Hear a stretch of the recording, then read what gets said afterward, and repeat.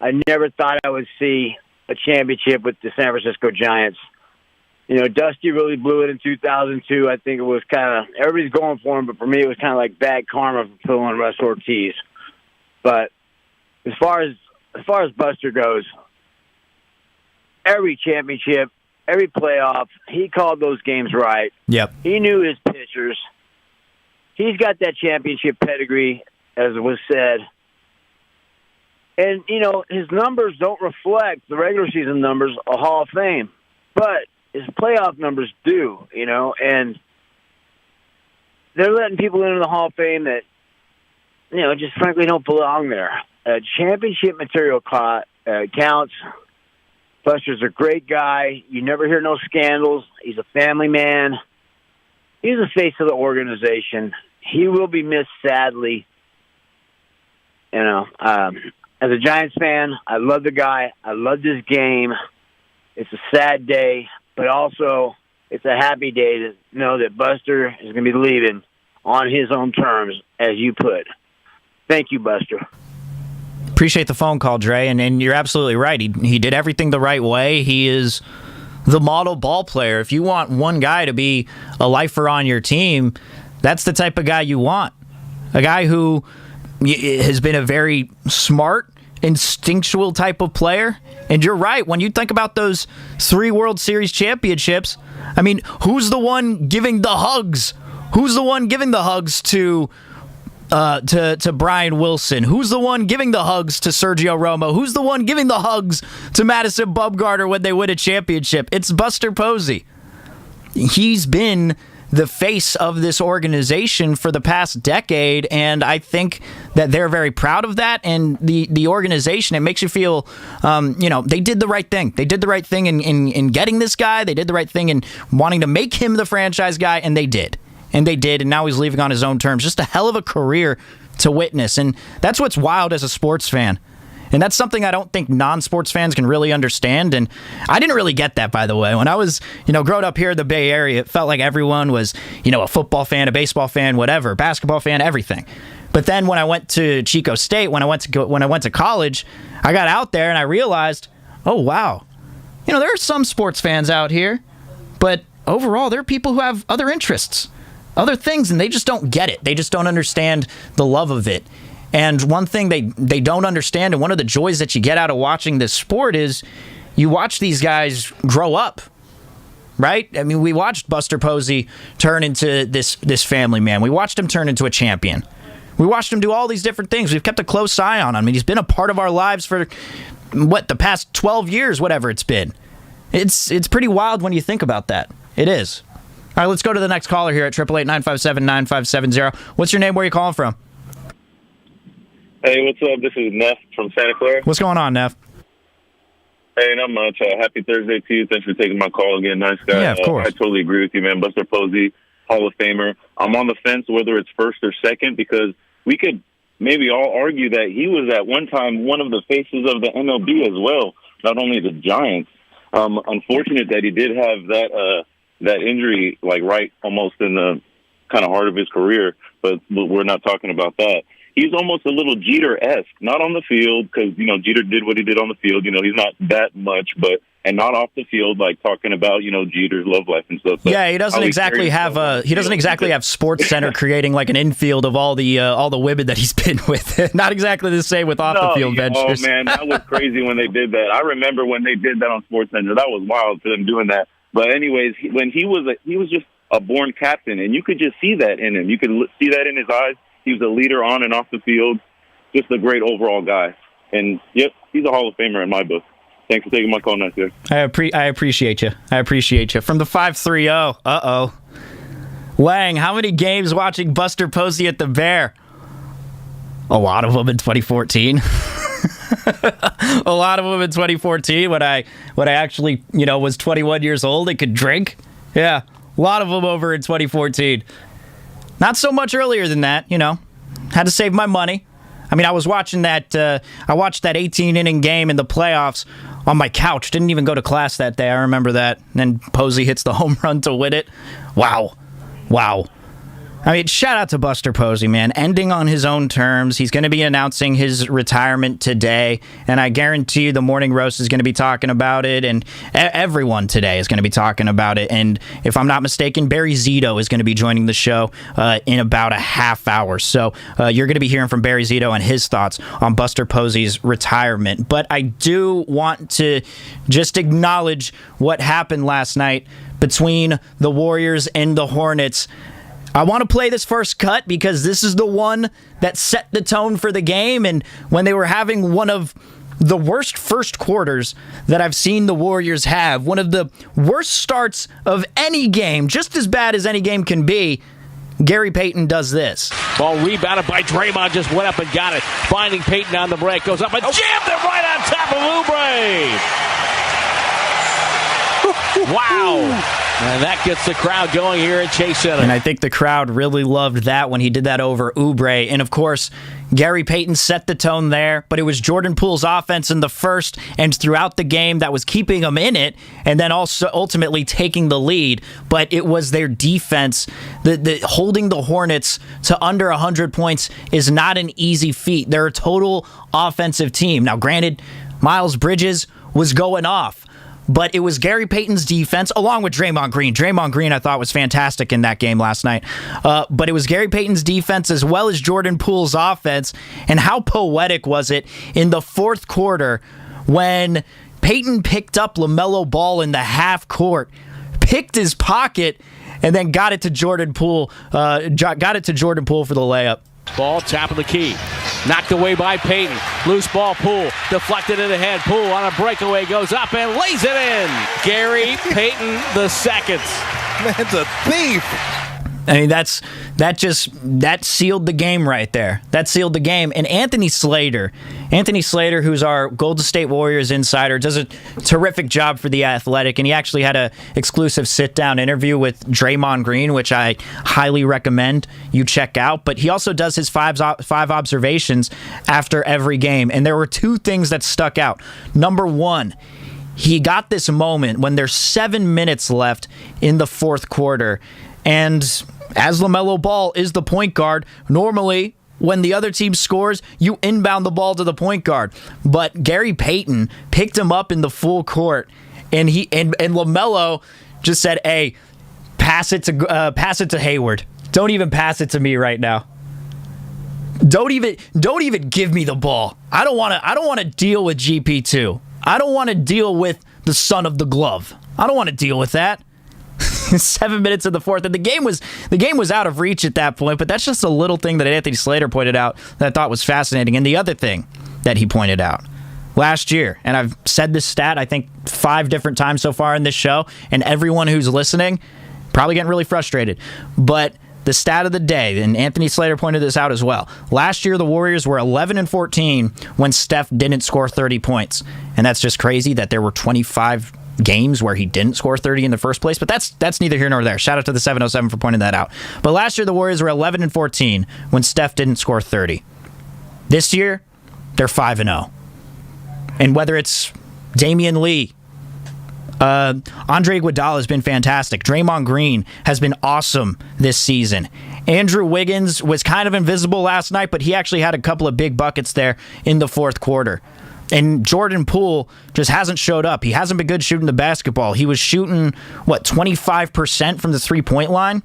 And then last night ends up putting up 31. So you do it there as well. I mean, what more can you say about it? They're off to a really hot start right now. They're 6-1 on the season. And that win last night was a big one because they go on to face the Pelicans and the Rockets, 2 very winnable games over the weekend. And then, of course, they go on to face the Hawks, the Timberwolves, and the Bulls for the rest of this homestand. So a big win for them, and they're proving right now, like Stephen A. Smith said on Twitter, if you get Clay and you get Wiseman back, this Warriors team is no doubt a championship contender that can win it all.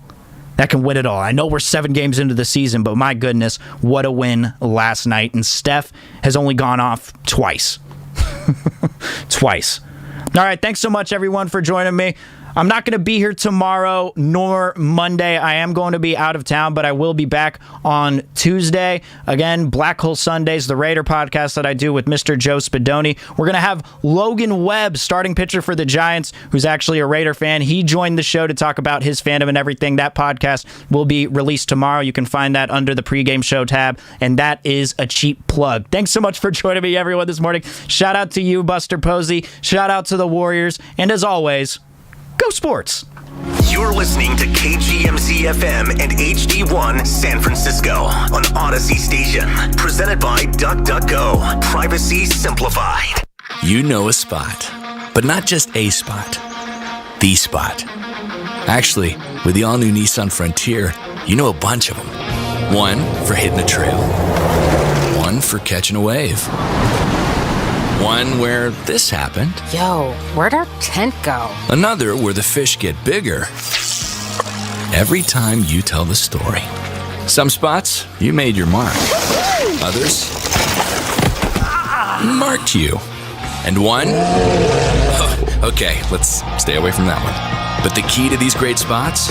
Being able to reach them in the first place. Your spot is out there. Find your frontier in the all-new 2022 Nissan Frontier. With best-in-class standard 310 horsepower, advanced tech, and 281 pound-foot of torque. Comparison based on 2022 Frontier S versus latest in-market Ward small truck segment. Base models compared based on manufacturer's website. Becoming a parent starts long before the day your baby is born. At Kaiser Permanente, we support you before, during, and after. We deliver over 100,000 babies a year, offering top-notch prenatal, postpartum, and pediatric care. While you're planning a family and when you finally have one, we're here to help. Kaiser Permanente, tomorrow's healthcare today. Learn more at kp.org/thrive. I heard the Federal Reserve may raise interest rates. Yes, in fact, mortgage rates have already started going up on the rumors. That's why we just refinanced with Owning. We got a 30-year fixed 2.5% rate, 2.731 APR. And we also took thousands out in cash to use for a bunch of other things. Owning made the whole process fast and easy. Waiter, check please. I'm going to call Owning and lock in my refi now. Call Owning at 8332-OWNING or go to owning.com and lock in a 30-year fixed refi at today's 2.5% rate, 2.731 APR. That's 8332-OWNING or owning.com. NMLS 2611, licensed by the Department of Financial Protection and Innovation under the California Residential Mortgage Lending Act, subject to credit approval for qualified borrowers. Call 833-303-2161 for terms and conditions. Equal housing lender. Call Owning at 8332-OWNING or log on to owning.com. That's 8332-OWNING or owning.com.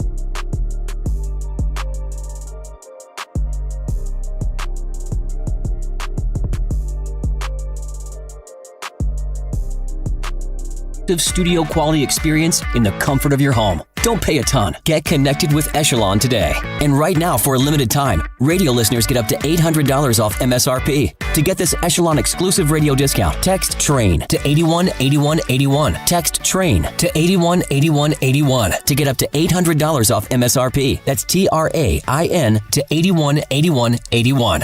Church's is adding Applewood smoked Texas cut bacon to our all-white meat chicken sandwich. Yep, these two are best flavors forever. Try our new Texas cut bacon chicken sandwiches today. Church's, bringing that down home flavor. Offer valid at participating locations. It's time to wake up with a nice cup of morning roast. Featuring Bonte Hill and Joe Shasky. Presented by Timeless Coffee. This is the Morning Roast on 95.7 The Game. Posey, deep left field. That is way back, and a grand slam for Buster Posey. The Giants break it wide open as Posey goes way out. November 3rd, 2021 is a date we'll never forget here in the Bay Area. Brian Anderson on the call there for TBS. Game 5 against Cincinnati. When Buster Posey broke the game open against Cincinnati. In Game 5, a do-or-die game to help the Giants rally from an 0-2 deficit in that series. That grand slam off of Matt Latos, which hit the Matt Latos sign in left field, was one of the more iconic moments in the career of Buster Posey. And yesterday we learned, early afternoon, that Buster Posey was hanging it up. At 12 years in the league, Buster Posey decided that was it. That was it. Set out 2020, came back, won a Comeback Player of the Year award, 3-time champ, 7-time All-Star, Rookie of the Year, MVP. He's no longer here. Number 28 will no longer catch at Oracle Park. He'll no longer catch in a big league park. It's over. And it came as a shocker to a lot of Giants fans as I say good morning. To everybody out there on the roadways, getting off your graveyard shifts, going into work. Our roasters on YouTube and Twitch. Curly and Langford and you, Joe Shasky. Buster Posey out of nowhere. When we were planning the team next season and saying, man, you're going to have Crawford and Buster Posey. They're going to be back. Maybe Brandon Belt comes back. The trio that have been together for damn near a decade. No longer here. Buster Posey's done. I think what you're going to hear today from all the different stations across the country is they're going to rattle off his baseball reference page. They're going to rattle off all the accomplishments, the awards that he's won. What they're not going to tell you is that I believe him to be the greatest baseball mind I've ever seen behind the dish. And outside of Barry Bonds, I just think he's the smartest baseball player I've ever seen in my life. When it comes to understanding the pitchers on his own staff, when it comes to understanding the pitchers that he's going to be facing when he steps to the plate, batter's eye, all the intangibles you look for in leadership, the qualities that any great leader in any great industry would have, the steady hand, the cool hand Luke, thinking 3, 4, 5 steps ahead, the sequencing on the pitching. I mean, this is probably one of the most brilliant baseball minds the game has ever seen. And he's going to be gone. Yeah. And I'm devastated, P. Like, I thought that I was going to get another couple of years with Posey. I sat there for Game 5, Dodgers-Giants. It was the 8th inning, and I'm standing, and Buster Posey steps to the plate against Kenley Jansen. I remember I turned to my wife, and my wife turns to me, and she's like, Giants-Dodgers, Game 5, Jansen, Posey. Wow. And it was like, damn. And it was like a moment in time. It was like a moment in time. And I tried to soak it in. I had no idea that was going to be his last at-bat in a Giants uniform. No clue. I mean, walking off the field against your rivals after you both have won more games than either of your clubs have ever won in the 140 years you guys have been organizations. It's just, it's a gut punch for the organization. He is class personified. Forget Hall of Fame, because I know everyone's going to talk about the Hall of Fame, and I got a bunch of Hall of Fame numbers and things like that. I don't even, But he's a first ballot person. Well, Hall of Fame, that's the, hey, is he a Hall of Famer, yes or no? I don't know if today's the day for that. I think it should be an appreciation day for Buster Posey. And the presser today at Oracle Park will begin at 3 p.m. You can watch it on NBC Sports Bay Area. Laura Britt, George Kontos, they'll have it for you. Mm-hmm. Buster Posey will meet with the media at 3 p.m. today down at 24 Willie Mays Plaza at Oracle Park. And driving by in Oracle Park this morning, we both drive by Oracle Park on the way to work and looking at that stadium saying, damn, number 28 is not going to be around. And I remember that Saturday in 2010 when he got called up for good. He got called up for good against the Arizona Diamondbacks. No facial hair, young kid, smiling. He ropes a single to center field, and he's on first base, and he's smiling and stuff. I was like, man, look at the kid. Look at the kid here on a Saturday night. And they rolled over the Diamondbacks. And then Buster Posey showed what he can do. That year, that rookie season in 2010. I mean, come on. It was unbelievable. Now, he gets off to a slow start in June, batting .259. But I'll never forget that July he had, his rookie season, which basically got him into the race because Jason Hayward was the leading candidate for Rookie of the Year, and he stole it away from him.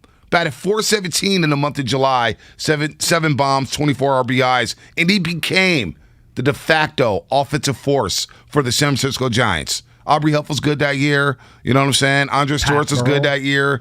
But Buster Posey really showed up and said, man, this guy was the number 5 overall pick out of Florida State. First of all, how did he fall to number 5? Because we all remember watching SportsCenter one night, this kid from Florida State played every single position on the diamond. You know, you're watching SportsCenter late night. It's like, who the guy? Buster Posey, that's a cool name. Golden Spikes Award winner, all right. And the Giants end up snatching him number 5 overall. You're thinking, like, man, are we missing something here? How did he fall to number 5? And he comes up in 2010. Giants win their first World Series in San Francisco. And then the next decade, look, there were some ups and downs. The Scott Cousins injury we'll get to. Coming back, comeback player of the year, winning the MVP award, winning his second title. We got the Buster Hugs. We got 2014. We got the slumps. We got the slumps of 2017 and 18. We got the bad hip. And then we got this season, Shasky, where he comes back and reminds everybody that, hey, I'm a great two-way player. I'm one of the best defensive catchers we've seen in the last 30 years, and I'm one of the best batters at the catcher position. It just came as a shock yesterday.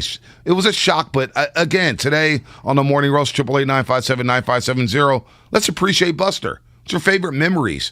Because the Hall of Fame debate, we've had it for so long. Yeah. We've had it for so long. I'm actually exhausted from that debate. He's either going to be in the Hall of Fame or not, and once he's on the ballot, and if he doesn't get in the first couple times, we'll have that debate all the time. But today, I feel like Shasky, the Hall of Fame debate, it's kind of lazy. Yeah, just put that to the side. Let's talk as Giants fans. You're a Giants fan. I'm a Giants fan. We're talking to Giants fans. Since they moved in 1958 west, right? Leaders of the organization, the pillars of the organization. At one point, Willie Mays was carrying that flag, right? Yep. Leader of the organization. At some point, William McCovey kind of was handed that mantle, right? Mm-hmm. And then there was like a vortex of about 10 years where it just, I mean, people would say Jack the Ripper. Some might say the Count. Like, there's a lot of random people that you could throw in that argument. Jeffrey but Leonard. Really, it goes like Willie McCovey, vortex, and then Will Clark, right? Will Clark ended up being that next dude that people would say, stood above all other Giants at that particular moment. And then Will Clark hands it kind of essentially to Barry Bonds. And Barry Bonds takes that flag for the better part of our lives, you and I. And we got an opportunity to see him for 20 years. And then at some point, Lincecum was given kind of that status. And it's really hard to be a pitcher and be the best player on the team and be like the leader of the entire organization because you're only pitching once every 5 days. But once Buster came up, even though they had Lincecum, Kane, Johnny Sanchez, and they had Brian Wilson, they had some really outspoken personalities and some very popular players. Buster Posey was the captain, right? He was the Derek Jeter of this organization. It coincided with the winning. They won the 3 championships. And it's just crazy to me that, like, if I just say, like, Mays, McCovey, Will Clark, Barry Bonds, Buster Posey, he fits with all those names. We're talking about some of the all-time greats. I would argue his career was way better than Will Clark's, to be quite frank with you. As a Giant? Yes, as a Giant. Maybe the numbers don't stack up, but you got the rings. The impact. The impact. Think of how many different aces he caught. Let's go back to the beginning. Yeah. Lincecum, Kane, individual aces, because Kane wasn't the ace at first, then became the ace. Vogelsong was an ace at one point. Madison Bumgarner was an ace at one point. Oh, remember when Johnny Cueto was the ace? Like, all the way down to what we had this year, where you basically had, I don't know, DeSclafani and Gausman battling out on who the ace is, and then it, boom, ends up being Logan Webb. The only other guy I can think of in recent memory that caught that many different aces is Yadier Molina with the St. Louis Cardinals. And I find it interesting that the two of them, you look at their numbers and we're going back and forth, but both of them are what I would determine to be the gold standard for the catching position since Ivan Rodriguez and Mike Piazza retired. Those are the last two Hall of Famers that have gotten in at the catching spot. And I think their careers are almost identical in Yadier and Buster Posey. Leadership, you got to watch them every day to appreciate them. Unbelievable defense, unbelievable brains, and just stand-up baseball dudes that will stand the test of time. Yeah, no doubt about it. No doubt about it. 3-time champ, MVP. We're going to talk to Barry Zito here in about 15 minutes about the career of Buster Posey, who, of course, threw a lot of pitches. Forgot about Buster Zito. Posey. I don't know if he was a not when Buster came up. He was already kind of. Yeah, I mean, look, Barry Zito will tell you his career was up and down with the Giants. But we'll talk to Zito at about 6:30. We'll get to the Warriors because, look, man, I was driving in, and I know Posey retired. Yeah, and there's a lot of memories that will go down. And appreciate the career of Buster Posey. This is big, and we'll talk more about it tomorrow after his presser to hear why he retired, to hear what he's going to say about retirement, what he plans on doing here. Like, I can't wait to hear from him at 3 o'clock because I don't know why he retired. There's a lot of baseball left in him. But I tell you what, the team that plays down the street, down at Chase Center, there's something special brewing I'm with that basketball team. There's something special brewing with the Golden State Warriors at 6-1, beating up on the Charlotte Hornets yesterday with a third-quarter blitz. Gary Payton II called him Young Love. Call me Young Love. Well, he's playing like Young Love, picking LaMelo Ball 3 times, really disrupting his rhythm and his flow. Jordan Poole scored a game-high 31 on a night where Steph Curry was a little under the weather, only scored 15. You imagine Steph Curry scored 15 last year in a game? They're getting beat by 20. Damian Lee scoring in double figures again. Every single game he suited up, he scored in double figures. The defense, Bielitsa's playing at a nice pace. Draymond being Draymond, Chase Center rocking, and Kelly Oubre Jr. coming in scoring nothing. A donut, a bagel, zilch, zero. I'm telling you, man. This Warriors team with those fresh jerseys, those uniforms, by the way, were fire. I love those uniforms. Fire. Darrell and I kept talking about them. I'm telling you, man, as much as it hurts to see Buster Posey walk away from the game, I'll have a smile on my face knowing that he gave every ounce, everything to the Giants organization. I can't be mad about that. And on the flip side, I'm looking at the Warriors and I'm saying, man, this could be a long ride here. We may have to buckle up. This team's going to be playing deep into the Western Conference playoffs. Yeah, there's no doubt. Young Glove. The nicknames that we used to come up with back in the day, the Mailman, the Glove, like, those are great. Like, we don't do nicknames like that anymore, right? Like, does this era do nicknames like that anymore? Usually it's like self-anointed nicknames. Yeah, where it's just like, I'm the big ticket. Well, yeah, I don't know. Kevin Harlan ain't no big ticket. Well, okay. Kevin Harlan ain't no big ticket. He didn't. Kevin Garnett didn't do that. Come on now. Pick somebody else. King James is the guy you want to pick up. For Garnett. No, but Kevin Garnett, because he the kid. I don't cape up Garnett. Garnett was a great player. But Kevin Harlan called him the big ticket. That's where it is. That's where it originated from. But like, the Glove is such a great nickname. Pretty good. The Glove is such a great nickname. And Young Glove, I don't know. I guess that fits today's rap scene. The Mitten? The Mitten. That was good. I don't know. That's not bad. That's not bad. No, but he's a weapon. That's what he is. He's a weapon. He's absolutely a defensive weapon, and he provides a jolt of energy that this team absolutely feeds off of on both ends of the court. I mean, he was in LaMelo's back pocket all game. I mean, I love seeing it. And then also on the offensive side, because Jordan Poole and Steph Curry command so much attention, he sets that down screen in the paint so they can go, baseline to baseline to corner three. And he's wide open for that little lob down pass, that little backdoor pass. And he get 4 different layups or dunks on that particular play. So he's just a really nice player. I really like him. Boy, he seems to be longer than he looks, he's right? Bouncy too. We talked to GP2 twice yesterday. We talked to him at the top of the post-game show. Okay. And he came on set. And he's a very likable human being, man. Nice. He's got perspective. He's humble. We asked him what his dad would think about the Duck. Oh, that's a great play, son. Whatever. Like, but Gary Payton sent out a tweet yesterday. He's like, I'm proud of you, son. Yeah. Great game. Like, he's got Warrior fans wrapped up, and they were going crazy for GP, too. I mean, this is just, you thinking about the Barbosas, the Ian Clarks or whatnot. GP2 plays defense, and that third quarter unit with GP2, Iguodala, and Draymond Green, they were ferocious yesterday. They flipped that basketball game. He's very different than this guy, but I'm just saying the energy he provides reminds me very similar of a Pat Bev, where he's one of those guys, God, you can't stand him when he's on the other team. You love him when he's on your team. TJ McConnell provides that kind of energy on teams that he's on, but Glove is just so dynamic defensively. And I think he's more likable than all those guys. He doesn't come with the antics that a Pat Bev comes with. You know what I'm saying? Pat Bev's a whole, right. It's a whole vibe. He's a different vibe. He's a whole vibe. But Bonte, you can't say that it doesn't galvanize his teammates. Oh, no, there's no doubt about it. Teammates that play with Pat Bev swear by him. Dunking, they love Pat Bev. They do. They love Pat Bev with the Clippers. He drives me insane, but he's one of those guys that you love to have on your team. And I just meant I'm going to guard you all 96 feet, and I'm going to make your night a living hell. I've got a buddy who works with the Clippers organization, does analytics for him, Judd Winton. By the way, his fantasy team sucks in our Players Club league. But Judd has been working with the Clippers for about 4 or 5 years, and he swears by Pat Bev, says, you know what? The guy is a great dude, and the teammates love him. They're going to miss him in Clipperland. But he was a very likable dude. GP2. GP2 is the same way.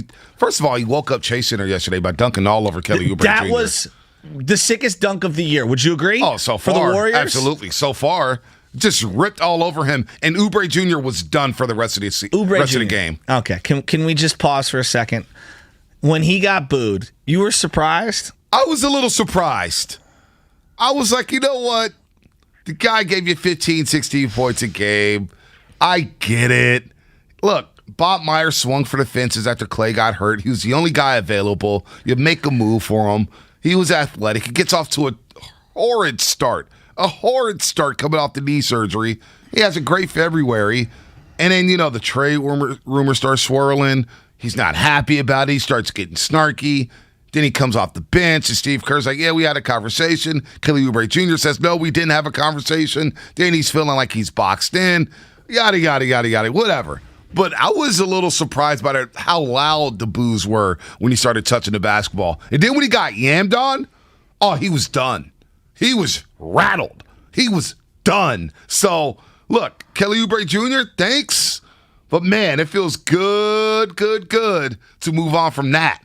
And you see the difference. Now he's coming off the bench with the Hornets, and it's like he's lost, man. Oh, he's lost. But, again, the word I used for him last year, it was self-awareness. He's a guy that just lacks self-awareness, and he thinks that he's bigger, better than what he really should be. And if he just embraced what he could be, I think he'd be a more impactful player. Bridges, my God. Bridges was so fantastic. Wasn't that impressed with LaMelo, though, if I'm going to be honest with you. I think he's a great talent. You could tell that he's got an unbelievable talent, but just watching the way that they play, the Charlotte Hornets, and the way he plays, I don't know, man. I'm not denying how good he is. It's just, I don't know. Let's just. I'm not saying that Wiseman will be better tomorrow than him. Let's just wait till Wiseman gets on the court. Let's see what it looks like. Give it 5 years. I think give it a couple years. It doesn't have to be 5. Just give it a couple years. I'm really excited to see Wiseman. And seeing him on the bench, seeing the different videos that they were showing during the game yesterday. I was flipping back and forth between ESPN and NBC. Full disclosure. Okay. Mark Jackson, we've had him as an announcer for 10 years, for crying out loud, ESPN. Can we upgrade Mark Jackson? I'm so sick of Mark Jackson doing Warrior games. Was he that salty or something? He's horrible. Was he salty? I did notice the color on my television is different when I go from ESPN to NBC. Yeah, different lighting. Yeah, I don't know what it is. Like whatever their filter is on their camera, their lens. Cameras. Yeah, it's whatever the lens camera is. But it's just different. Point being is I can't listen to a Mark Jackson broadcast. Why'd you keep going back to ESPN? Because I forgot it was on NBC, so I went back and forth. You do 724, 720, 724, 720. Then a little 749. Sevy was on, I was watching a little golf. Gotta lock in. Your boy was locked in. Trust me. Were you locked in? Yeah, and then I also, Posey. I had the game also on the iPad when I got into the basement to fold clothes because I had that league pass going, and I was just all around looking. Did you cry yesterday? What, for Posey? Yeah. I'm pretty heartbroken by this one. I just thought we had another couple years. Why are people heartbroken? Because he was a great Giant, dude. Yeah, I get it. And he played so many just like, you know games. what? He's going out on top. Yeah, I know, but you thought that you had another year or two in him, you know?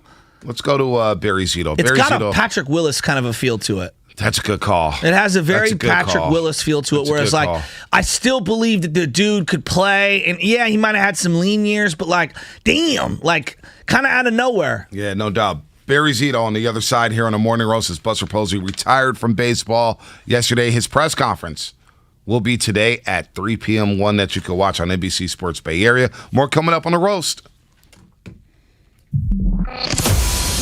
None other than Jimmy G joined Damon and Ratto. Buster Posey, what do you think about one of the all-timers here in the Bay hanging up the...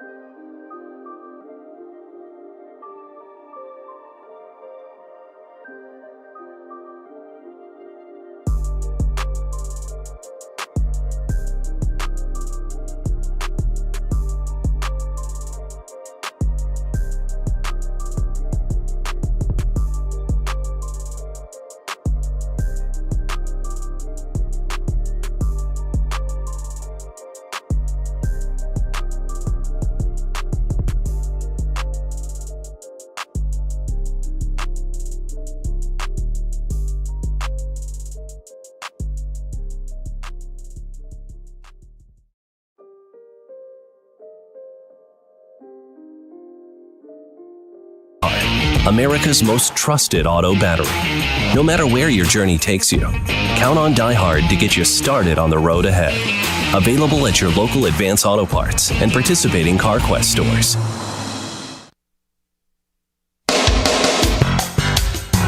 Is behind 3-0. Let's see if Posey has a green light here. Listella, the runner at third. Posey does have the green light. Hits that one hard into right field. That is way back and goodbye! Buster Posey! A 2-run blast! And the Giants are on the board first. Now, back to the Morning Roast, presented by Timeless Coffee with Bonte and Shasky. That was game one in the NLDS against the Dodgers. Buster Posey set it its own. It gets Walker Buehler, Brian Anderson on the call for TBS, and a guy who pitched a lot and threw a lot of curveballs into the mitt of Buster Posey. Barry Zito's on the line right now here in the Morning Roast on 95.7 The Game. And Barry, good morning to you. Thanks so much for joining us after learning about the shocking news yesterday. Buster Posey deciding to hang up the cleats, put away the mitt, and retire from the game of baseball. A shock to everybody. How shocked were you when you heard the news yesterday, Barry? You know, it was kind of a split reaction. On the one hand, of course, I was surprised because I know he has more left in the tank, and on the other hand, I know Buster, man, and I think he's an anomaly in that, you know, he did not allow the game of baseball to define him like we all did, and you know, he has other things going on and things that he cares about more than his career, and I think it's hard for all of us to say that, you know, and I think that. You know, when Buster says he's done, man. And I think it's incredible and it's courageous because the glory of baseball is a pretty appetizing thing, and Buster doesn't want that, and I love that. Wow, that's very well said. Take me back to the Giants back then. You signed with the Giants as a free agent, and Barry Bonds is larger than life. And the Giants and the team kind of goes through a down cycle, but you and Lincecum and Kane and the pitching staff starts to really turn things around. Molina was the guy behind the dish. And in comes this kid, Buster Posey, and we had heard about him for a few years. But, like, what was your first impressions of seeing him in those first initial spring trainings when there really wasn't a lot of expectations on the organization? Yeah, I mean, I remember when he came from college, you know, I think he came out when we signed him and we kind of said hello and met him and we knew he was a big shot, you know, but he you know, he kind of seemed wide-eyed, but at the same time, he kind of seemed comfortable, you know, even as a college draft pick. And he just seemed like a guy that had 10 years in, even his first season, his first spring training. I don't know how he has that presence of mind or that, you know, that calmness, you know, but again, I think it goes back to what I said earlier, which is, you know, baseball wasn't his god, so to speak, you know, and so he went into it with a lot of perspective. Barry Zito here on the line, former Giant, former a three-time All-Star, of course, World Series champ with the Giants, also the AL Cy Young Award winner back in 2002. Pitched a lot of games with Buster Posey. And, you know, who was Buster Posey off the field? Because we see this stoic, very focused catcher. You know, he's calling balls and strikes. He's hitting 300. He's winning MVP awards. But who was he off the diamond? I hear that he had a very underrated sense of humor, Barry. Yeah, he does. I mean, you know, he is a lot like you see. I mean, that's not an act. That's just who he is. He is, you know, stoic, but he doesn't lack personality or humor. He's just, you know, he's not intimidated. That's how I would put it. And he doesn't really get excited about, you know, the things that certainly my ego got very excited about. You know, all the fans are out there cheering for me. Oh, okay, I'm going to go sign all the autographs, you know, and Buster's like, well, okay, I got to get my work done here and do this for, you know. Right.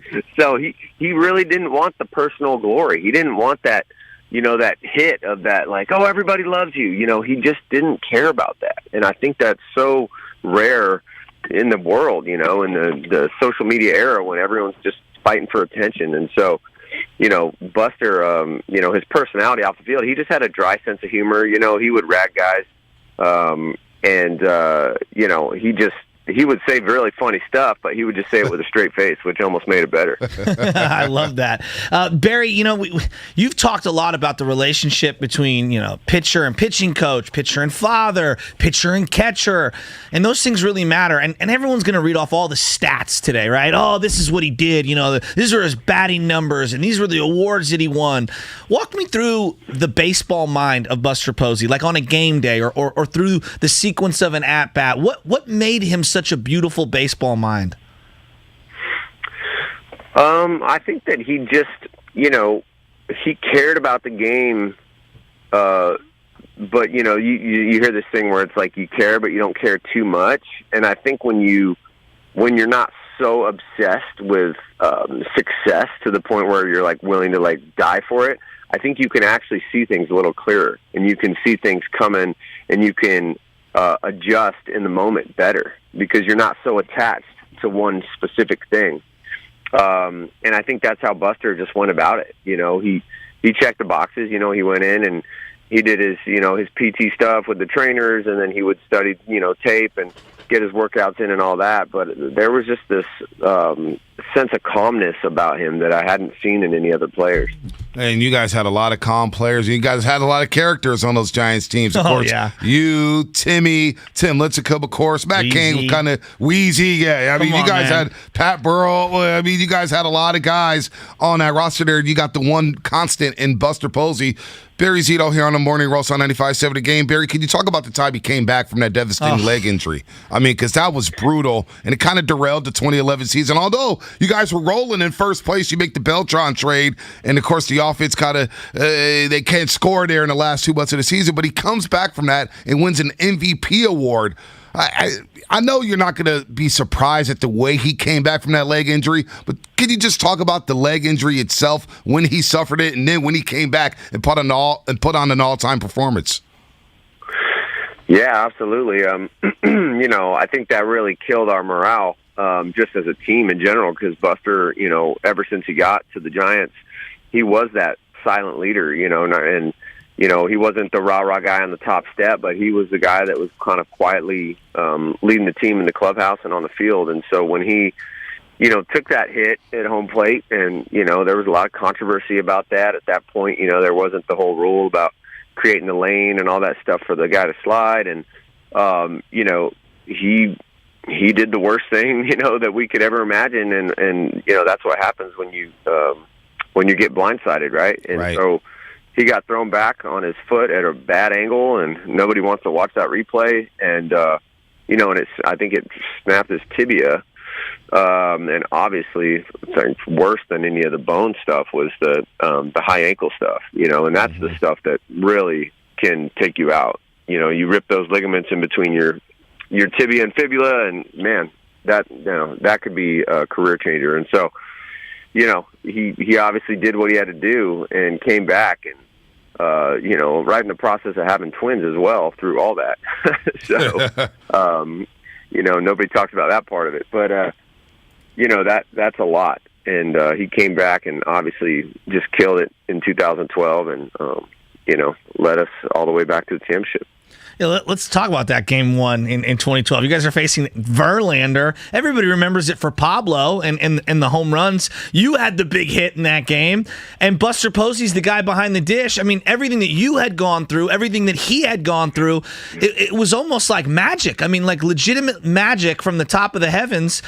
Game one, you guys take out the Detroit Tigers. Was that the greatest moment, the two of you together, was that World Series? Oh yeah, absolutely. I mean, that was just, that's what we all dream of as kids, playing games, Little League games. We dream about winning a World Series, and it is it's the pinnacle experience as a baseball player. And so, to go through that with Buster and have him be 60 feet away for that game and my other game in St. Louis 5 days before that. I mean, those are the two biggest games of my career, and huge. Buster was right there for both of them, and everything that he came through, and it's just, all good feelings around that. Yeah, that was a huge Game 5 in St. Louis. You guys rallied from 3-1. You guys rallied from 0-2 in Cincinnati, and, of course, win the second World Series in 3 years. And before we let you go, Can you tell us about a Buster hug? Because they looked a little awkward at times, but Giants fans eat up the Buster hugs, Barry. Wait, what is it? What's the Buster hug? The Buster, Buster hug is like after a big moment. You win the first World Series or a no-hitter or whatever. Right. He jumps up out of the crouch and he comes running over and he hugs the pitcher. But he hugs in a way like he doesn't know how to hug anybody. He kind of like lifts up the pitcher or he pats him on the back. But it became a thing on Giants Twitter. We got to send it to you, Barry, on Twitter, where he's just hugging the pitcher very awkwardly, does a couple hops, and it became labeled the Buster hug. Oh, my God. That is great.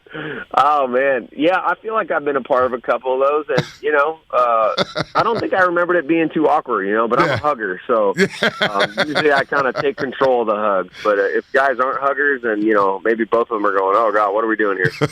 Obviously, he's going to spend time with his family. You think he ever coaches at any point?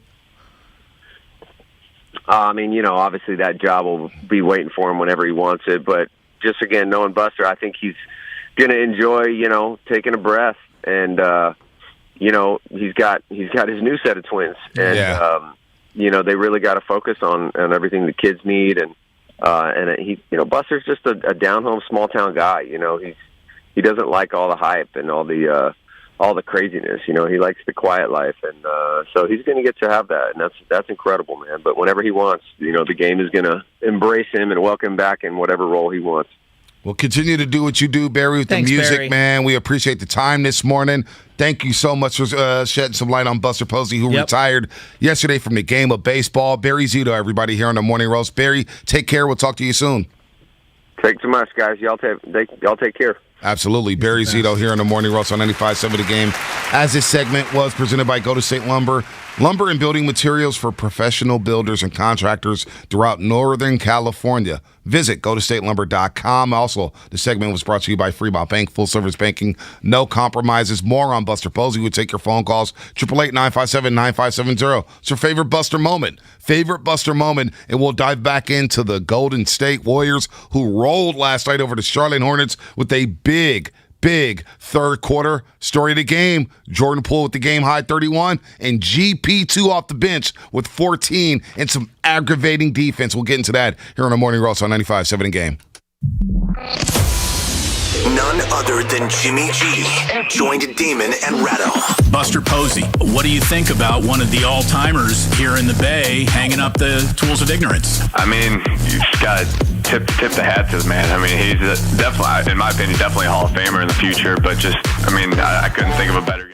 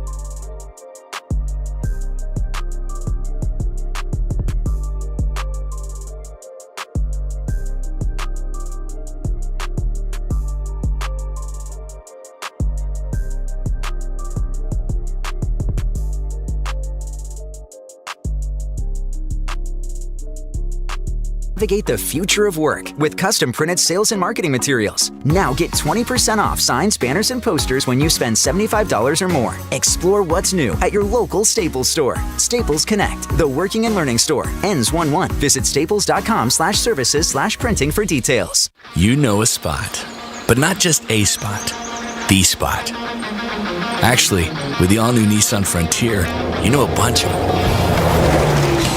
But the key to these great spots? Being able to reach them in the first place. Your spot is out there. Find your Frontier in the all-new 2022 Nissan Frontier.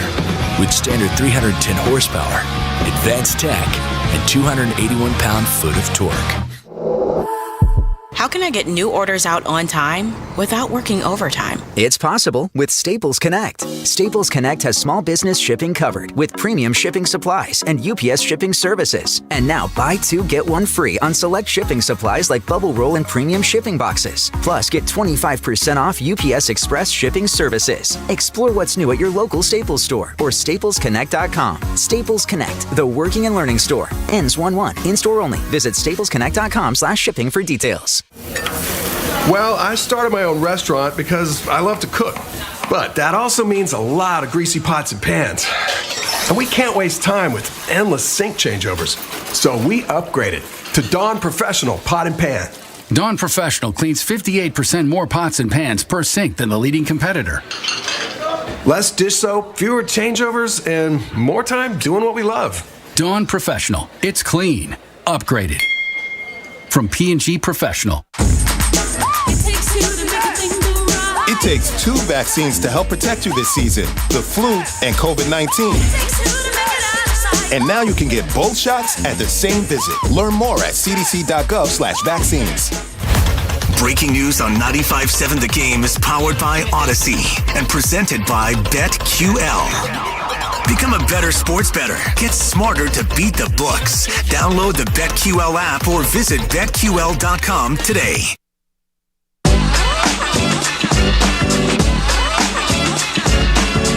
Now, back to the Morning Roast, presented by Timeless Coffee with Bonte and Shasky.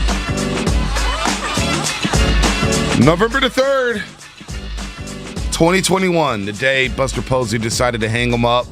There will be a live press conference at 3 o'clock today at Oracle Park, down at 24 Willie Mays Plaza.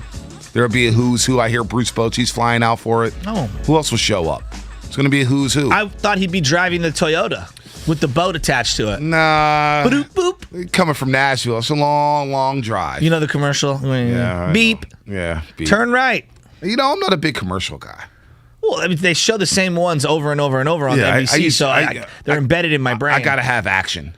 I got to have action. Oh, well, see, I'm a loyal supporter of the station that also pays you, NBC Bay Area. Oh, so I am too. I see the Brandon Ayuk commercial over and over and over again, and then I see the Buster Posey, Bruce Bochy one. See my commercials? Let's go get tacos. See my commercials? Of course I see your commercials. I think we got a new one coming out soon. No, you already have one. That's there's 2. They're new for this year. The Steph Curry one? Yes, and then there's the one with the 3 of you. Hill. Not gonna lie. Not that one. Not that one. I suck at hoops. No, there's another one where you're all standing there, 3. Oh, and Grant Liftman and Kendra Andrews puts us off the tape. Yes, yeah. I remember filming that. Took about 2 takes. See, I pay attention. Wow, I support my brethren. Yeah. I support my partners over at NBC. If he was on a commercial, I'd watch. If he was on a commercial, I'd watch. Oh, thanks. You're not on a commercial yet. I mean, I listen to commercials on 95.7 The Game. Yeah. all 15 of them. Oh. All your promos. Well, when you cut so many, takes that people agree with, that's what ends up happening. JW on YouTube. Can't believe 12 years flew by just like that. It Much is respect crazy. to Buster Posey. So here's an aspect that I was thinking about, which I know everyone's going to go to the family thing. There's a physical thing, right? The physical thing is that ask anyone who played catcher, Little League, high school, college, if they played in the minors. I doubt anyone has anyone in their life who played in the majors, but the physical toll of crouching, just crouching, okay? Without the ball deflecting off every single part of your body and ricocheting off your bones. That's the other thing. Like the equipment, they're wearing equipment behind that does not stop a 120-mile-an-hour fastball off the bat to the dome. The physical toll of crouching every single time, it is equivalent to whatever you think a running back goes through in the NFL. These guys for 120 games a year, most of them, 100, 120. They're sitting down for 3 hours in that crouch, subjecting themselves to ball after ball after ball after ball. Dude, ankle, hip, quad, leg, calf, like your whole entire body. Ask anybody who played catcher at any level. Wright. You're just going to go through this depreciation of your body. Darrell Wright was talking about it yesterday at the Gatehouse. Saying, man, playing catcher, it's no joke. That will wear you out. And there's no doubt Joe Mauer was zapped after 8 years. Had no power. Done. Zapped. Done. So, look, man, I get it. Tyler Miller, this is funny. I'm looking at the YouTube comments. I'll go back over to Twitch in just a second. Tyler Miller's on here every day. He's a hoot. I know I'm aging myself here. Bonte, did you smell that LaMelo pack going up behind you at the Glass House after the game? Yeah, I smelled a few packs. Oh. Smelled a few packs. Thanks, Burner. A couple Christmas trees. By the way, get well, Burner. It's battling cancer. Absolutely get well. San Francisco's Burner. finest. Get well, Burner. We want you to get well, man. Yeah, KVZ, Yankee hat, Trumer Pills, baby. Guess what? They want to roll by tomorrow and drop off some Trumer Pills. And I'm not going to be here? The best Pilsner in the world. Damn. Hey, Curly, reply on the text line. Get my man's information, man. Get my man KVZ Yankee hat. Yankee hat. Hey, we're going to drink all the Trumer Pills, too. I know. There's a physical toll here. He had the hip injury, Bonte, and I know we're going to drink the Trumer Pills. He had the hip injury. You're going to be gone. He had the ankle. He had the ligament damage. I just keep thinking about this. And again, you're just going to, all day, you're going to hear people rattle off, oh my God, the 4 silver sluggers, and this and that. And look, he has the 3rd most silver sluggers. Those are big, though. Those are big. No, they are. But Monte, anybody can do a Google search. I'm trying to tell you what I saw with my eyeballs. I saw a dude who was the best player I have ever seen. I thought it was Pudge Rodriguez. Whoa. Best catcher you ever seen? I'm going to get to it. Oh, you said best player. I've ever seen at this particular thing. Digging a ball out of the dirt and throwing someone out at second base. It is such a difficult thing. Yadier? Again, I think Buster has a better arm than Yadier. Dude, Yadier. He's unbelievable. He's unbelievable. I'm not taking anything away from him. But I didn't watch Yadier every single day. I watched Buster Posey, and I watched him do it with guys with high leg kicks, right? Like they didn't have a lot of slide kick guys pitching. When I watch Buster Posey, and then I see him retire the way he did, I can't help but think about Lincecum, Kane, Hunter Pence, all the other guys that came before him, Brian Wilson, all his contemporaries, because every one of those guys had the game ripped from them, whereas Buster is walking away from the game. And I just find that to be quite interesting because Lincecum had the hip injury as well. He was just done. He was physically done. He wanted to keep playing. Matt Cain wanted to keep playing. Elbow, shoulder, done. Hunter Pence wanted to keep playing. I mean, heck, he made multiple comebacks when we thought he was finished. Brian Wilson, body just shut down on him. All the guys that were part of those runs all got the game ripped away from them, and yet Buster's the one walking away when he still has something left. Look, we could debate this till we're blue in the face. Was Buster the best defensive catcher out there during his time? I don't know. Yadier Molina was pretty damn good. Yadier Molina kept Buster from winning multiple Gold Gloves. It's also because of the St. Louis factor. Maybe. Yadier was good. No Yadier one's taking anything away from Giants are a big brand, too. They're the 2 gold standards of the position in the last 25 years. Yeah, but the Giants are a big-time brand. You can't dilute them. They've been in the playoffs just as much as St. Louis over the last, St. Louis is really good. They've had one under 500 season in 19 seasons. I get it, but they're not, hey, St. Louis Cardinal, give it to Yadier Molina. Yadier Molina was really, really good. Yeah. Really, really good as a defensive catcher. So, look, was Buster one of the best? Yes, he was one of their best. But Yadier is right there. So but Bonte, you also have to understand that we've gotten more sophisticated when it comes to breaking these things down. Buster has one of the highest individual WAR seasons of all time, followed by at the catcher spot, followed by the second one, and his defensive framing metrics are off the charts. Now they've only started charting this for the last 20 years, but in the same era as Yadier Molina, the Buster is better than Yadier Molina at framing pitches, which is an art. Okay, it is an art. But I just don't want to dilute. I'm not diluting them. They're both great. They're both the gold standards. They're both. Yadier he had a rocket arm, man. He's special on it, Still and does. He's going to play his last season next year. Next year is his last season. So look, Mauser with a great question. Between Buster and Yadier, you choose one, and I'll gladly take whichever guy is left. That's where we're at with Yadier and Buster, and 100%. I'm with them there. 100%. You take Buster, I'll gladly take Yadier. Pudge Rodriguez. Now, there's a steroids factor, but damn. There's a humongous steroid factor. Pudge was special, Bonte, go back and look at him with the Marlins, bro. Yeah. His body, he looked like he was coming straight out of the NFL. Dude, he had a great arm. He played with one of the most steroided up teams of all time with Juan Gonzalez and those Texas Rangers. And look, Pudge was awesome. He was going to be a Hall of Famer whether he took the roids or not. He was awesome. Yachty was really good, and he was also a great hitter. I don't want to rain on the parade, but Yachty, I can't be that homer saying, Buster was the best out there. Yachty was special. Let's go to Mondo in Fairfield. Mondo, what's happening, man? You're on the roast here on 95.7 The Game. Hey, good morning, fellas. As a Dodger fan, I'm ecstatic he retired, but as a baseball fan, this is where my take is going to go. Much respect to the guy, man. He did it the right way, quiet, just no drama, just went up to hit, and he retired the way he played, just quiet. And I could honestly say this, that I truly believe that the Giants pitching staff is going to suffer from him for not being here, and it's going to take a while because a lot of pitchers, he was just a genius, man, behind the plate, and agreed. And he does deserve a statue.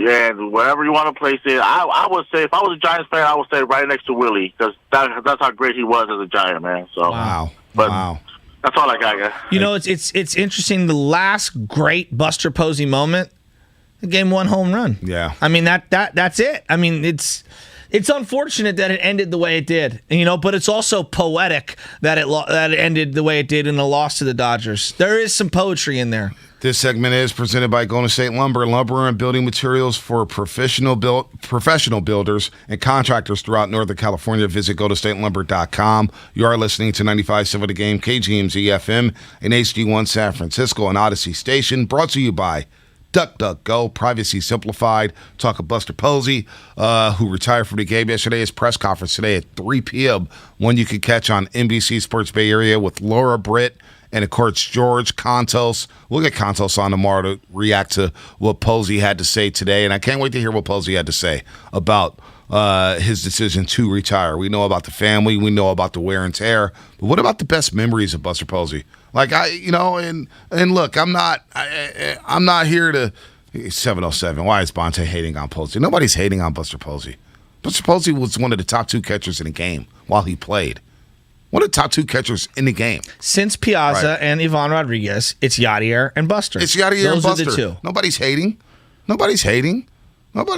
It's just, defensive catchers. I'm like, man, Yachty was special. Buster was special. But I think that's also what makes Buster very unique in that in this era, there aren't any real true offensive catchers. No doubt. So not only was he special defensively, but he brought that offense as well. He brought the bat. And he wasn't just, Bench and Roy Campanella and all the Gary Carter. These guys hit hundreds of home runs, okay? You look at their offensive numbers. They were unbelievable offensive forces. The game was so different, and they also played and had the benefit of being the 6 hitters. No, obviously Bench was a cleanup hitter for many years and a 3-hitter and a 5-hitter as well. Buster Posey literally was the 3, 4, or 5-hitter the entire of his career. No doubt. And Yachty has never been very little protection around him. Yachty's been 6. Yeah. He's been 7. And in a very non-hitter-friendly ballpark, too, No doubt. And Yachty, his home runs came later on in his career. His first few seasons, he hit 6, 6, 7, 6, 6. Didn't really have a power. Then he started hitting for power later on in his 30s or whatnot. So, look, Posey, Yachty, they're both going to be in the Hall of Fame. Absolutely. They both deserve to be in the Hall of Fame. They both have 5 titles combined. Right, no doubt. Nobody's hating on Buster Posey. Nobody's hating on him. He was a great Giant.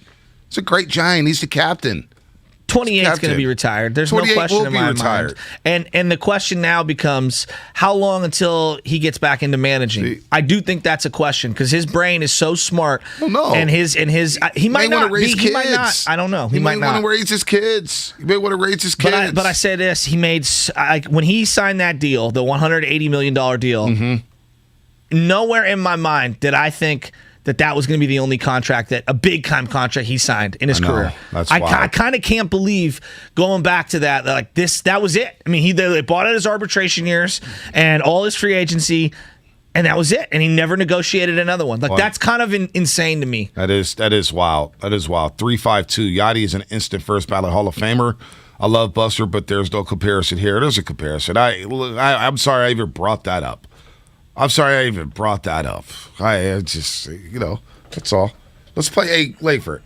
Let's liven this baby up. One of Buster's best moments. What do you think? What is your favorite moment? It's still Matt Latos' Grand Slam. So that's the it. Grand Slam off of Matt Latos. Okay. Hit it, Layford. Posey, deep left field. That is way back, and a grand slam for Buster Posey. The Giants break it wide open as Posey goes way out. That home run, 3-2 count, and he's sitting there, and he gets that fastball. It's 2-1, and he hits that grand slam. And the way he looked when he hit it, Buster never showed anybody up. He never showed anybody up, but he kind of had that smile, and Latos knew it was gone right away. And the fact that it hit the Matt Latos sign in left field to shut up that park at Great American Ballpark. That's my favorite moment. It's my favorite moment for Buster Posey. My number one. Like, I don't think, when I think of number two, yeah, it could be the home run against Detroit in Game 4, but they took the lead, then they blew the lead, and of course they won it later on in the ninth inning. He threw up the one down the first baseline. That was pretty sick. That picture that the Giants took down back in 2012 was pretty sick, but that home run against Matt Latos, that takes a cake for me. Well, and it was just such a pivotal game. It was one of those ones you remember exactly where you were. Friday, midday. I think it was like 12 o'clock or 1 o'clock in the afternoon. I was on Market Street. I popped into a bar just to check out the Giants game while I was working. How about the Jansen home run this year? Is that anywhere on your list? I mean, it's got to be somewhere on the list. I'm not saying it's the top moment, but pretty damn special moment. Maybe. The one off Kershaw to win the game 2-1, whatever, 2013, 2014. He had the 17-inning game against the Cincinnati Reds where he hit the walk-off. Yeah, that was pretty cool. That's a great one. But I go back to Matt Latos, man. Also go back to that July, his rookie season, when he batted .417. And I remember he was just tearing the cover off the ball. They had a series in Washington where he's just hitting doubles, triples. Yeah. And I'm like, this kid is for real. Yeah. This kid is for real. And he takes the Rookie of the Year. He has that smile. He has the Buster hugs. I mean, he was just special, man. That 2010 year was what. But the Matt Latos home run for me is just like, that's got to be the top. So for at-bats, I'm not going to argue with you. What I brought up, and we actually spoke with Hunter Pence about this when he had him in studio. To me, I always go back to him catching because that's what I'm going to remember him. I mean, the bat, there's no question about it. That at-bat between Sergio Romo and Jay Bruce is an all-time at-bat. And Buster Posey continuing to throw the slider over and over and over and over again. That at-bat made me nauseated. It was one of the greatest at-bats. I wanted to throw up. I wanted to throw up. And then him, and I also go back to the final, to me, it's always those final plays. That final play when Brian Wilson strikes out Nelson Cruz, or when, I think it was Santiago Casilla, or maybe it was Sergio Romo, strikes out Miguel Cabrera. Yes, that was Sergio Romo. He doesn't even get the bat off his shoulders. Are you kidding me? Well, I go back to some of those, and I just think to myself, Buster gets a lot of credit on those things. Obviously, the guy threw the pitch, but it's the sequencing and how they set that up. Miguel Cabrera, one of the most feared right-handed power sluggers of the modern era, doesn't even get a swing off in the rain as you sweep the Tigers. Ryan Howard, 2010, Game 6. That was incredible. Ryan Howard still has not been seen since that. Nick Castellanos, by the way, has opted out of his contract with the Reds, and he's now a free agent, 29 years old. Nick Castellanos. Okay. I do wonder how Buster Posey's retirement will affect the upcoming free agency period. Will Chris Bryant want to re-sign with the Giants knowing that Posey's not going to be around? Will they be able to attract premium free agents, pitchers? I have no idea. And what do they do from here? We'll get into it at some point. Yeah, we'll do it. And I know the instant thing that people want to, here we go, Joey Bart, and this guy, that guy. I don't know. I don't want to even think about that today. I will definitely come back with you in a week or two, B, and I will have an entire idea of what they should do at catcher. I'm not going to give it out today. Sergio Romo was on with Damon and Rattle yesterday. Here's what he's had to say about Buster Posey's retirement. I'll be dead honest. It was mixed. It was mixed from half surprise and half going, I've seen this coming. Seeing it coming only just when they were clinching the division, when they were clinching stuff like that going into the playoffs, and everybody celebrating there that last day. Buster was the only one just standing there. And he was just looking around, and he had this, I'm enjoying this moment look on his face. And I was blown away by that. It was something that was obvious to me and my family. I mean, there's guys on the teams that I know better than others this year, and obviously I rooted for those specific guys. But seeing those things, I was like, wow, okay, like this is something that, man, I wouldn't be surprised if he decided to, walk home and do the family thing. And here he is. He's deciding to do the family thing. So in a sense, it wasn't surprising, but it's surprising from a fan standpoint because, I mean, the guy's got a lot of baseball left, in my opinion. Matt Cain also joined Damon and right on, said he had a feeling that Posey will walk away from the game. I had a feeling that he was thinking about it, and that, just from the way that the game just wears on you and what it wears on your body, and what it does and time it takes away from your family. And it's not an easy thing once you start accumulating or you start having kids, and now he's got 4. It's a lot. I was probably thinking that he would be more on the side of retiring, so I probably wasn't that shocked. Man, shocking. So, I'm shocked. He's never going to be Carlton Fisk because Carlton Fisk, I think he has the most games ever played at the catching position. He'll never be that guy. But, man, his years were great years. And there were some down years in there. I want to ask you about the injury, though. It's one of the, when we say certain injuries in Bay Area sports history, it comes to mind. Dave Dravecky, right? The Bowman, right? If you just say the Bowman or the Bowman injury, people know exactly what you're talking about. You say Scott Cousins, people know exactly what you're talking about. And it's unfortunate because Scott Cousins is probably a really nice guy, and his name is forever linked with it. Did he go to USF? Yes. Yeah. Like Leonard Marshall, right? Leonard Marshall, Pepper Johnson. Like I think of those guys when I think of Joe Montana and that injury. There's a lot of specific injuries. It's like a top, 7 or 8 all-time Bay Area injury. And then for him to overcome it, such an early spot in his career, and then back it up with an MVP and comeback player of the year. Probably going to win comeback player of the year again this year. And I mean, it's got like a Bryant Young feel to it, Bonte, doesn't it? Warren Sapp, Jerry Rice turned his ACL on the opening day, 97. When Young got knocked out as well. Exactly. In Tampa Bay, they lost 13-6 to Dungy and company. Bryant Young, broken leg. Yeah, that's a big one. William Floyd. Bar none was never the same. So, yeah, Buster Posey to Scott Cousins. I also remember the MVP, the Rookie of the Year, to Matt Latos home run. There's a lot of memories here with Buster Posey. We'll get into it. We'll also talk some Warriors, man, because I'm not going to lie to you. As down as everybody was about Buster Posey, and it happened early afternoon, I get in the Chase Center, and there's Klay Thompson. Warming up, full uniform. Guy with injuries. Full uniform, Klay Thompson working out with the headband on. Yeah. And I said, oh, my gosh, it's close. He's close to coming back. And then I see the Warriors go out there against the Charlotte Hornets, despite Steph Curry only scoring 5 points in the first half, go out there with a third quarter blitz, and I said, oh, this team is for real. Yeah. Is it too early for me to say the Warriors are for real? It's too early. 888-957-9570. How are people feeling about the Golden State Warriors? They're 6-1 right now. And they put the clamps on LaMelo and Terry Rozier. Oh, and by the way, Kelly Oubre Jr. comes back to Chase Center and scores 0. That's right, 0. A donut. And by the way, he gets dunked on. So, how are you feeling about the Golden State Warriors? Because I feel real good about them.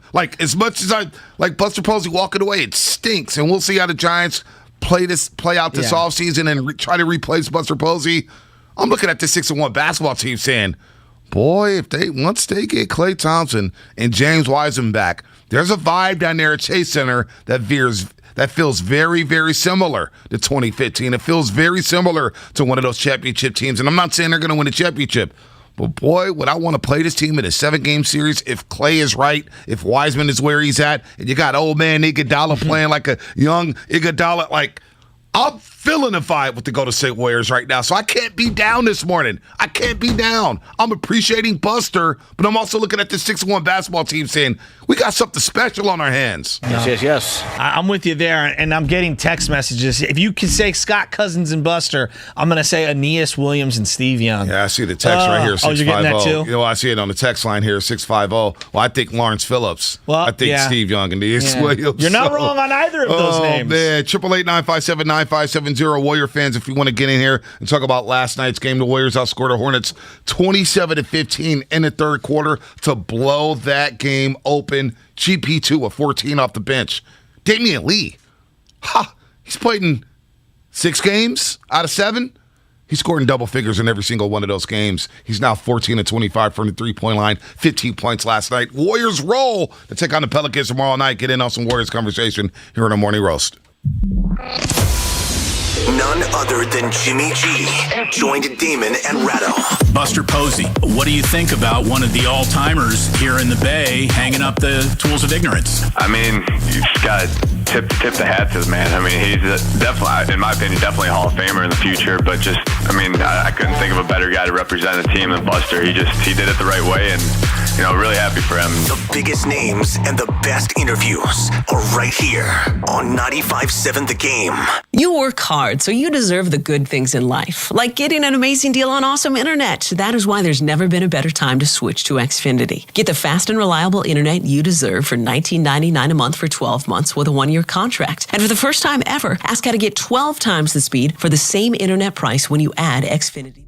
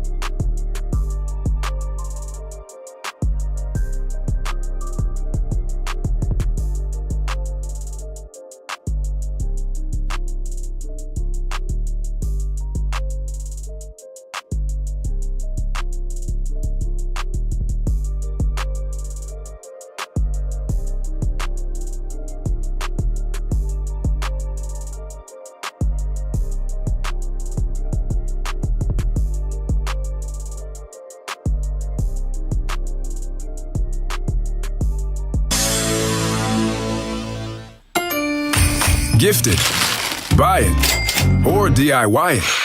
The holidays begin at Lowe's with your choice of a DeWalt 20-volt max drill, impact driver, sander, or oscillating toolkit for $99. Even save on select major appliances, plus free local delivery over $396. Make more holiday at Lowe's. Home to any budget, home to any possibility.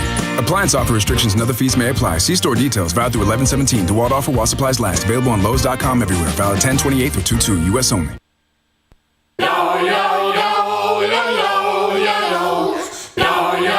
Now, back to the Morning Roast, presented by Timeless Coffee with Bonte and Shasky. Where the heck did you find this, Langford? Went to the Odyssey exclusive stations.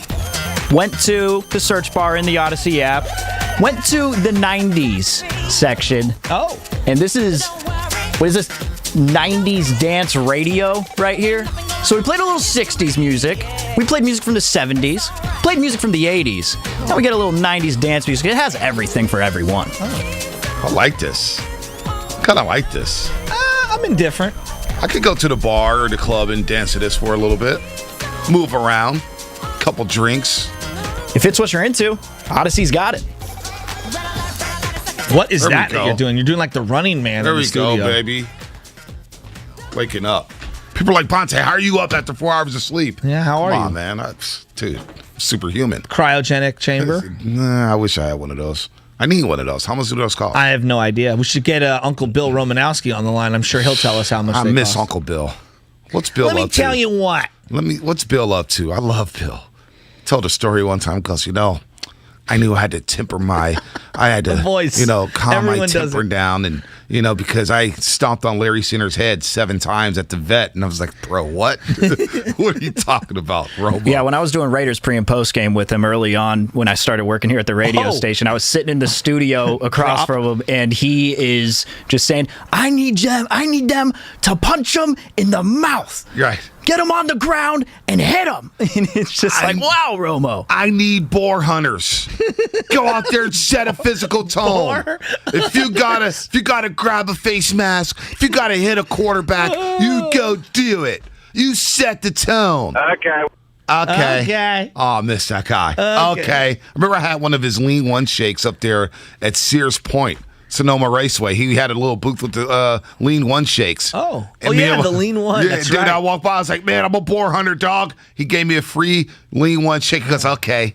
Yeah, one can's not going to suffice. No, it was for like you. a smoothie. Oh. It was like a smoothie. Was Brady Quinn also there handing them out as well? No, Wasn't he wasn't. part of that? It was just Romo. I don't know what Brady Quinn has to do with that. No, but- because he was part of the commercial. Oh, I just remember You don't Romo. remember him? I just remember Romo. Bro, Brady Quinn has sold lots of different muscle milk varieties over the years. New That Odyssey, was one of them. New Odyssey exclusive station on the Odyssey app, brought to you in part by Macy's, Geico, and Coke Zero Sugar. Boy, you look at these lines, and a lot of people want to talk Warriors. George in the Jungle. You're on the Morning Roast here on 95.7 The Game. What's happening? Guys, I don't want to pile on Kelly Oubre Jr., but I noticed he wasn't starting for the Charlotte Hornets. He's boxed in. And he's boxed in. It's kind of a thing. Like I look at the mitten, and the mitten fits. We got to wear it. The mitten plays better defense. The mitten has more energy. The mitten makes about $1 million a year. The mitten fits the team. Totally. Let's play. Let's play, George in the Jungle. And he wants to be called Young Glove. Young Glove. I asked him on a postgame show, Young Glove, the mitten, Baby Glove. He goes, Young Glove is what I heard the other day. Call me Young Glove. Okay. We're going to call him Young Glove. While I'm thinking about it, because I was thinking about all the other young players and what their nicknames might be, and I know that Darrell likes to call Kuminga JK. JK gets the rock late in the game and just hoists a three-pointer. And I just started laughing. He just played 2 games in one day. He played the G League game at 1:30. The ball comes to him, and immediate chuck, and I'm thinking to myself, I love this kid. I do. I love I know that sounds so random, Kuminga. Yeah, but at it is the end random. of a blowout game, I see JK get in there, and I thought Moody I like Moody a lot. They played the G League. They blew out the G League Unite earlier in the day. I know. My boy Kevin Dana and I went and had a little breakfast, and I know he was calling that game. And big Kevin Dana guy. Yeah, big Kevin Dana guy. Okay. Cash Money Millionaires. Absolutely. Okay. Okay. All right, just look. You know, we always like to. I told you so. I'm not doing that this morning. But what I will say is, do a lot of that. It's pretty damn obvious. It was obvious early on last year. Oubre didn't fit. It's not like we're not making sweeping indictments you know what, on though? him. No, you know what? I give credit to the organization for making the move. Shasky. It just didn't work. Shasky.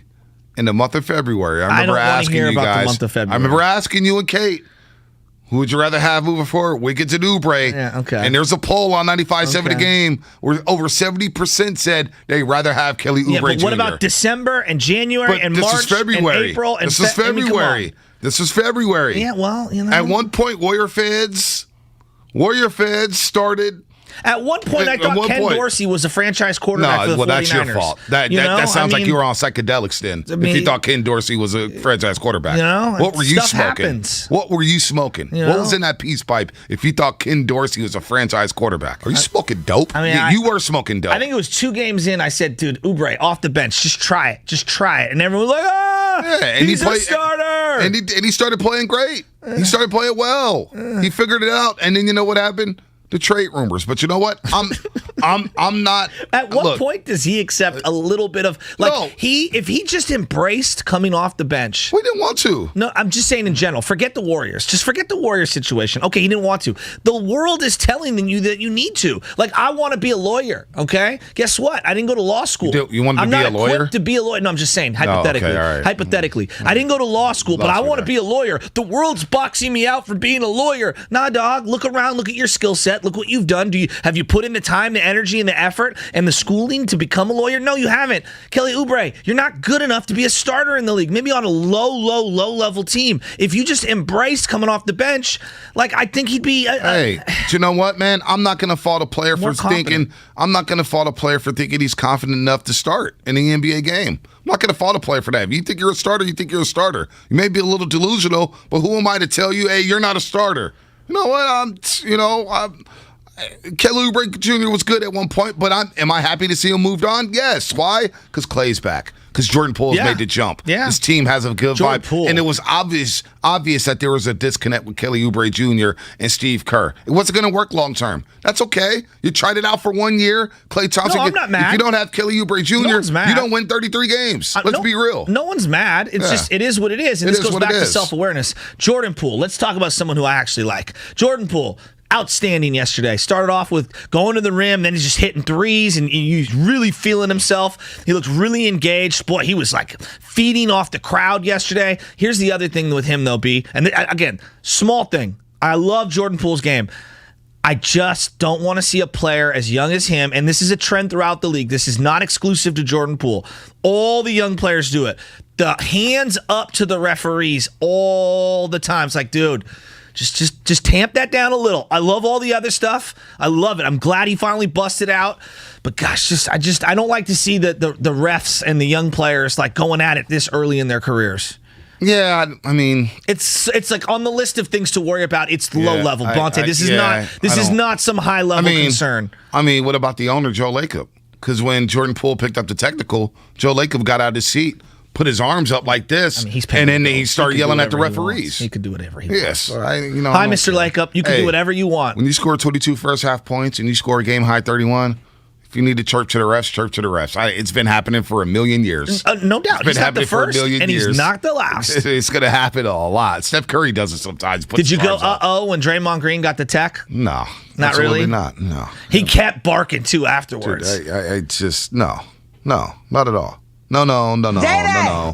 Did J-Mark get a tech? Yeah, he did in 808 in the third. Yeah, right at the beginning of the third. 808 in the third. At the beginning of the third, there was like 3 consecutive turnovers, and Dre was in the middle of them, and like he's just elbowing and flailing, and he was begging for a call on the side official, and then after getting the tech, which he earned, he then went over and got another mouthful, and they eventually separated. Yeah, that's what the NBA dudes do. He got his money's worth, though. That's what the NBA dudes do. That's what they do, man. They talk to the rest. Let's go to George in Richmond. George, what's happening? You're on the road here on 95.7 The Game.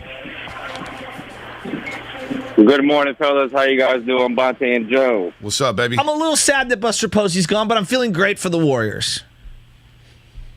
Yeah, that is. I'm not much of a baseball guy, but I've been following the Giants since Buster's been around, and to know that he's not going to be there anymore, that is kind of that's kind of heartbreaking, to say the least. Yeah. But I want to talk about two things here. One is about the Warriors, and one is about the Hornets. Starting with the Warriors here, Gary Payton II. I mean, this guy, every time I see him play a game, he gets better on the court. Doesn't matter if he gets 30 seconds, doesn't matter if he gets a minute. He is improving by the second on that court. And that poster he got on Kelly Oubre was, I was at that game last night, fellas. I was at that game last night, and let me tell you, the crowd erupted. We weren't on our feet the entire time. That's how great that dunk was. And another point I want to touch upon is, I was paying attention, but I lost track of the time. But it was a foul call that had happened towards the Hornets, and I want to say it was against Mason Plumlee. And LaMelo had taken a pretty nasty spill. I think it was before he took that other nasty spill. And LaMelo was looking over towards Mason and was pretty much saying, like, hey, man, help me up. And he's turning his body, and he's telling Mason, like, hey, help me up. And Mason, he doesn't give him a time of day. He doesn't look down and try to help him. He's barking at the ref like, yo, that wasn't on me. And since that moment, I felt a little disconnect from the Hornets team because, like, everyone started trying to get their own to build a spark to make the lead dim or whatever it may be. But since that moment, I want to say it was kind of beginning the third, there was just some disconnect between the Hornets, and that was one of the reasons why they lost. Thanks for taking my call, guys. You guys are the best. Thanks, George. Appreciate it, man. I think the Warriors' defense had a lot to do with the disconnect. Hey, that second unit defense, when you put GP2, Draymond, and Iggy, now there was multiple second unit lineups, so it was one of the rotations are off because Steph Curry was under the weather, and he was out in the first quarter, played second, left in the second quarter, came back in the last 3.5 minutes of the second quarter. I wonder if that had to do with him being under the weather or if that's something new that Steve Kerr is going to tinker with. But that second unit, though, with Iguodala, Draymond, GP2. They lock teams up. Jordan Poole scoring. They lock teams up. That was a fun unit that blew that game wide open in the third quarter. They were up, late in the game by 22, but they opened up a 16-point lead, basically, and went into the fourth quarter where they had a lot of leeway there, where it got a little sloppy at times, but I thought that third quarter defense was really good. And it looks, man, seeing it in person, seeing them communicate and talk and point and switch and team rebounding. I think that's the one thing we talked about, right? They're small, right? How are they going to rebound? They're going to get pounded on the boards. Jim Barnett joined us the day of the Lakers game. Oh, man, how are they going to rebound? Well, guess what? They out-rebound another team 46-40. Will and want. That's how you rebound. It's not just about size. Bonte, let's relive the Gary Payton II dunk on Kelly Oubre that made me jump up off the couch right now. Ball rebounded by Draymond, just went up and got it. Finding Payton on the break, goes up and jammed it right on top of Oubre. Wow. And that gets the crowd going here at Chase Center. You know what I kept thinking when I saw that? In the face! In the face! Man, I can't believe, I can't believe, but I can't believe how much Kelly Oubre Jr. got under the skin of Warrior fans. Because it was so obvious it was a one-year deal. Hell, if they could have traded him at the deadline, they would have traded him. But there was no value for him. That's why I was just like, man, it's a throwaway year without Klay Thompson, and Warrior fans cannot stand this guy. Now the poster was sick. Poster may be the dunk of the year when it's all said and done. I mean, GP2, first of all, gets up. For a small dude, he gets up. He's very springy, and he's got a long wingspan. But the fact that Kelly Oubre Jr., first of all, Brad Gilbert, we've had Brad Gilbert on the show, tennis coach, tennis star, ESPN. He's texted me last night, man, I so don't miss Kelly Oubre Jr. Like, Kelly Oubre Jr. just didn't affect me like that. Well, because I was like, man, he's a one-year rental. He's out of his rocker. He's boxed in. All right, go ahead. Go move on. Go get your money. And now you're coming off the bench with Charlotte playing 13 minutes and 25 seconds. 0 points, 0 for 4 from the field, 0 for 3 from the three-point line, 1 rebound, 1 assist, 1 foul, 2 turnovers. Just grant? Let's close the book on Kelly because I'm so I'm tired of it. But wouldn't you agree he did kind of, in a sense, play himself? In terms of what? You started almost all year outside of 3 games for the Warriors, and you scream into the high heavens, I'm a starter, I'm a starter, I'm a starter. And then you make $17 million last year. That was your annual salary. And now you sign a 2-year for less individually evaluated over $26 million over 2 years, so you're making less money. You're still coming off the bench, and you ain't effective. Like, hey, just play the game. Like, part of being an NBA player when you're not one of the superstars is playing the game and understanding where you fit in that scenario. You can make a lot of money and still live a great life being a dude that comes off the bench. Yeah, you can still close games, finish games, and be a impact player and make a ton of money. We're acting like this dude is like in the poorhouse. Yeah, but he's 25 years old. Like, young players don't want to do that. Like, young players don't want to do that. They want to be stars. They want to get the most money they can get. They want to maximize their potential being a 25-year-old. And so, yeah, but also you need someone in your life that sits you down and says, hey, dude, like, I know you want to make the most and this and the other. The most for you to become the best version of yourself is to embrace this, not be antagonistic. This isn't the system for him. The read and react system wasn't for him. Is the Hornets system for him? Maybe not. Maybe not. That's why that was the only team that offered him a bag. What I'm saying? That goes back to outside of Orlando, but like, this guy looks good right now. Like who are they'll fade. I agree with that, but they look good early. But look, let's close the book on Kelly Oubre Jr. because it's not about him. He got humbled. Yeah, he got humbled. And he got embarrassed last night at Chasing. I think he got humbled. I don't know. I felt bad for him when everyone was booing him. Yeah, no, I just think it wasn't fair because you come into a situation when Klay gets hurt, you're automatically expected, I got to replace Klay Thompson. I got to replace Klay. So Warrior fans thinking, okay, we got Kelly Oubre Jr. We need something like Klay. It's just not that player. And yeah, he's more of an ISO type of player. We underrated how good the system was and how the system isn't for everybody. It wasn't for Kelly Oubre Jr. I thought he got better in February, had a great month. People were all in on Kelly Oubre Jr. when Wiggins was starting to fade. Yeah. And then all of a sudden the trade rumors start, and the guy's like, damn, I just want a home. Like, I felt bad for him because what did he say last year? I just want a home. No, I want a place to call home. But this wasn't it. He's a power forward in a two-guard body. Well, after that, he was just done. And, like, look, he had some good moments off the bench for the Warriors, whatever. Kelly Oubre Jr.'s gone, and the Warriors are 6-1, and I like this team right now with Damian Lee coming off the bench. Are you GP2? Are you happier with the Warriors this morning, or more saddened by the Buster Posey news? I'm happy. I'm happy with the Warriors. I'm not sad about Posey. I'm devastated. I'm not devastated with Posey. I'm sitting back saying, you know what? That was a hell of a ride. Thanks for the memories, Buster. Really, 3 championships, the MVP award, the Rookie of the Year, the All-Star games, being the face of the franchise, being the catcher, being a captain, being Bruce Bochy's right-hand man. I'm happy. It was a hell of a ride with Buster Posey. He lived up to the first-round pick status. Absolutely. Were there some ups and downs? Was I, at times, unhappy with his offensive production? Absolutely. But this morning, I don't feel sadness. I feel like, man, that was fun. Thanks for a great decade. Yeah. Honestly, I can't, my mind doesn't work like that. Like, but didn't you think you were getting a couple more years out of him? Yeah, but you know what? I thought we were going to get a couple of more years of seeing him. Yeah, I thought I would too. The job's but you know not finished, you know? Maybe it's not. But I understand. I was sad when Willis retired because I was like, damn, 8 years, man. Like, can you give me one more? Yeah. Can you give me 2 more? I mean, he had the chronic foot injuries. I understand it. You know. Posey, I'm like, man, you gave the Giants a decade of great baseball, of consistent baseball. Leadership, class. Everything the Giants class personified. As much as I love Barry. You know I love Barry. Right. If I was going to build a player from scratch who would be the captain of my team, the Derek Jeter of my team, it would look exactly the way it looks for Buster Posey. You're talking about a good Midwesterner, a Southerner, you know what I'm saying? Somebody clean cut, never gives you a bad quote. You know, yeah, he missed games because he played the most demanding. He never really gave you a quote, let's be honest. Oh, I said he never gave you a quote. Oh, I thought you said never gave you a bad quote. Like a good quote, you know what I mean? Like anything that, like, you know, someone else could use as motivation or something that was decent. Cerebral, thinking 3 steps ahead of everybody, never panics, you know, going to be the linchpin of your lineup every single day, the defensive stalwart.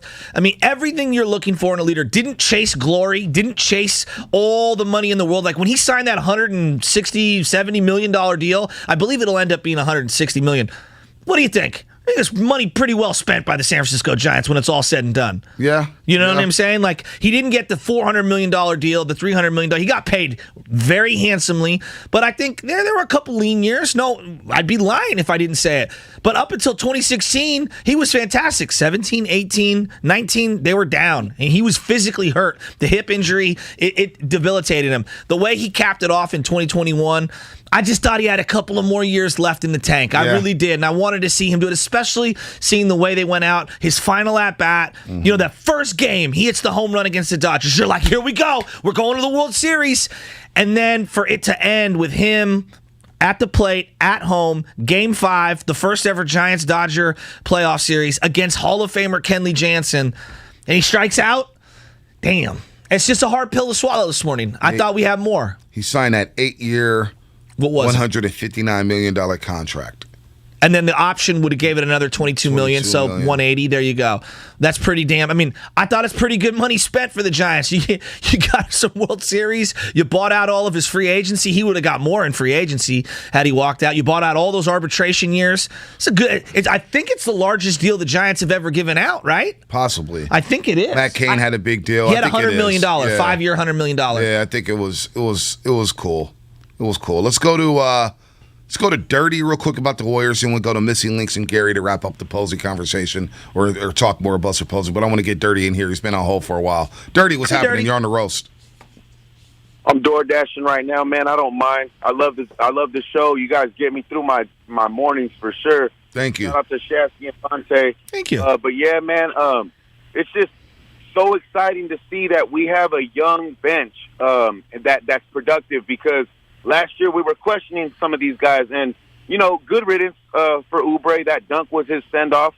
But I will say this, though. When we had Spate, Barbosa, guys like that, when we had the old Iggy, I mean, he's playing like the old Iggy, but, when we had Iggy before he had gotten traded or gotten moved, that bench was really reliable. You knew that you were going to get certain things out of them. Now, look. Me and my cousin talked last night for about half an hour about these guys get to practice with Curry. And the development is so much quicker. It's like when Garoppolo sat behind Brady. But I'm just, in comparison. But, these guys are developing quick. They want to be winners. They're hungry. And you can tell, man, each minute they get. And it's funny because when you guys said Kuminga chucked up that three, the only difference between him and Wiseman is like 1 year. Yep. They are like the same guy. They can shoot spotty threes. They're down low presence. They're going to build up. They're going to build up bulk. I remember when Murphy and Dunleavy came. They were scrawny as hell. And we put muscle on them, and they became better players. And eventually they moved, and we became the We Believe squad. But, I just want to touch on all these things because it reminds me of that, gives you that feel. And last night, when Jordan Poole was going off, Curry was having a bad game. I said this the other day when I called the station. I said, sometimes Poole could pick up that void when Curry's not having a great game. Poole could come in and do some things. When he shot and missed that three, the crowd was ready to explode. I wasn't at the game. I just watched it. I seen every minute of it. I examined it like a doctor. I seen this thing. When he missed that three, the crowd wanted that three to fall so bad they were gonna blow the roof off. Right. But thanks for taking the call, man. I'm hyped about this squad. Thanks, Dirty. Appreciate it, man. Appreciate it. You should be hyped on the Warriors. I'm hyped on the Warriors. Bonte, where can we get those Dubs jerseys they were wearing yesterday, 650? I don't know. Those jerseys were hard. They're on Warriors.com. Are they? Did you already buy one? WarriorsTeamStore.com or whatever it is. Dude. NBATeamShop.com. Dude, they were exceptional. D-Wright and I were like, dude, it was, I bet you are. Yeah, well, they have the black with the yellow, and then they have a little bit of blue around the Thunder area and around the city part. They're and it doesn't say good. Warriors or anything on it. They're really sharp. Burke in the Creek here on Twitch. Burke in the Creek, great career for Posey. He's 34. So why is he leaving? 4 children, enough money, legs from catching. Surprising, but makes some sense. Will Posey come back to baseball as a player or maybe a coach down the road? Well, we'll hear about it later on today, 3 p.m. Posey will speak. You could catch that on NBC Sports Bay Area, whether or not he'll come back as a player or a manager at some point in the future. I think he's done playing. He's the type of guy, I think he's the type of guy where I'm retiring, I'm done. I'm gone. He's not going to throw on this big old presser and then all of a sudden come back next year saying, you know what, I missed a game. I don't take Buster to be that type of dude. No, and especially in the era where he's seen Hunter and other guys say, this is my final year. Like, he's seen it. He firsthand saw it. He was part of the organization when guys have kind of gone through that particular thing. So, no, I don't see that at all. But I think his body is telling him. I don't know. I don't know if he wants to manage. It would not be money motivated. It would be competition motivated. But if you're walking away to spend time with your family and they're very young, he's still really young, 34. If he wanted to pull a Mike Matheny, he could be a 36-year-old manager right now, like 35-year-old manager tomorrow. But I don't think he wants to do that right now. Again, I don't know him. I'm just saying out loud. This is an incredible career. I mean, it's leading Sports Center, which is shocking to me. I know they're not big on baseball, but he is the Derek Jeter to the San Francisco Giant organization. Like, he's that dude. Yeah, he is that dude. Let's go to Missing Links in parts unknown. Missing Links, what's happening? You're on the Morning Roast. You're on the game. Hey, nice to hear you. Hey, I just want to say, being a Bay Area sports fan growing up here, we've had so many huge names in sports come through here. I mean, legendary names. We've been so lucky. And I just want to say thank you to Buster Posey.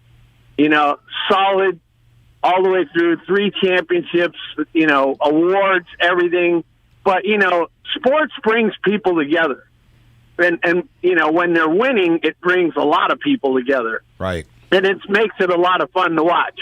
Before Posey, the Giants, the talk of World Series was kind of, way out there. And then all of a sudden they win this 2010, this magical season. It reminds me of, the first time the 49ers won the Super Bowl. And, I feel the same way about, Joe Montana.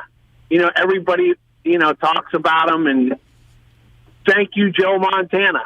That's all I could think of. If, I was lucky enough to see the guy in public, that's all I'd want to say is, hey, you know what? Thank you. It was a lot of fun to watch you guys playing, exciting, bring everybody together. It was a good time. Yeah. And now, with all these names that we have on our list, we got another one building up here. This guy, and I'm not really a basketball fan, but that guy Curry, there's something. He's special. He is special. He's the real deal. Thanks for he's up above everybody else. There's no doubt. Thanks for the call, Missing Links. We're going to talk about this decade where we've had Steph Curry, Draymond Green, Klay Thompson. We saw a little bit of Kevin Durant, which is special. We saw some great 49ers, Frank Gore, a little dose of Kaepernick, Vernon Davis, Navarro Bowman, Patrick Willis, Justin Smith. Mm-hmm. And then you got the Giants where you had Lincecum Kane, Bumgarner, Bochy, and Buster Posey. Where's Buster Posey at on your mind when it comes to all-time Bay Area athletes? All-time Bay Area athletes. Where does Posey? Is he a tier 1 to take away Dibs, steal something from Dibs? Is he a tier 1 guy? Is he a tier 2? Where's he going to be at? Because, we had our top 10 Bay Area list last summer during the pandemic, and Ricky Henderson was in that top 5. Barry Bonds, Willie McCovey, Willie Mays, Jerry Rice, Joe Montana, Steve You know what Young. all those guys have? 20-year careers. Like, once you start talking about the all-time greats, like, you just look at the baseball reference for Willie Mays, Barry Bonds, and Willie McCovey. Let's just stick with baseball. And you could throw Ricky Henderson in there, even though he played on 10,000 teams. 20 full seasons. Is that a knock on Posey? It's going to be, but I would say that his position and the era that he played in, it's just different. And I know there are guys like Veritek and Posada who played later on in their careers. Those guys were not the centerpiece of their organizations. Posada was the 7-hitter, 8-hitter. You know what I'm saying? Hashtag random. By the way, I'm seeing 2 things here randomly. Okay. Tyoshi Shinjo was introduced as the new manager of the Nippon Ham Fighters. Oh, Shinjo. He told reporters he wanted to be addressed as Big Boss. No way. Yeah, and you should see the Thanks photo. for bringing up 02. Dude, Dieter Kurtenbach has quote tweeted, dude, it's wild. Shinjo's wild. By the way, Carl Schneider. Yo, those Warrior jerseys aren't available yet. The site hasn't linked to be notified when they are available, just saying otherwise Butcher Boy has a secret link to order them now. No, I got the email and it was like, put in the code or whatever. So, whatever. Anyway, let's go to Gary. One second before we say this. if you're saying San Francisco Giants, forget New York. I don't follow the New York Giants. I follow the San Francisco Giants. That's who I've always followed. All right? San Francisco Giants. It goes Willie Mays. Again, any order you want. It's up to you. My dad will have a different list, but these are the names that you're going to say. Willie Mays, McCovey, Bonds. Everyone has them on their list. And then you got Buster, Lincecum, and I would throw in Will Clark into all those. Yeah, I don't know if I got Will. I think Will Clark's not for me either, B. But Yeah. I got Kevin Mitchell higher than Will Clark on my list. I got Jeff But a Kent. lot of people have Will Clark You there. know what? I have Matt Williams and Jeff Kent higher That's than fine. Will Clark. But you see what I'm saying, though? You got about 5 or 6 Right. names, and Buster's in there. Now, personally, I think Buster had a way more comprehensive career than what Lincecum had.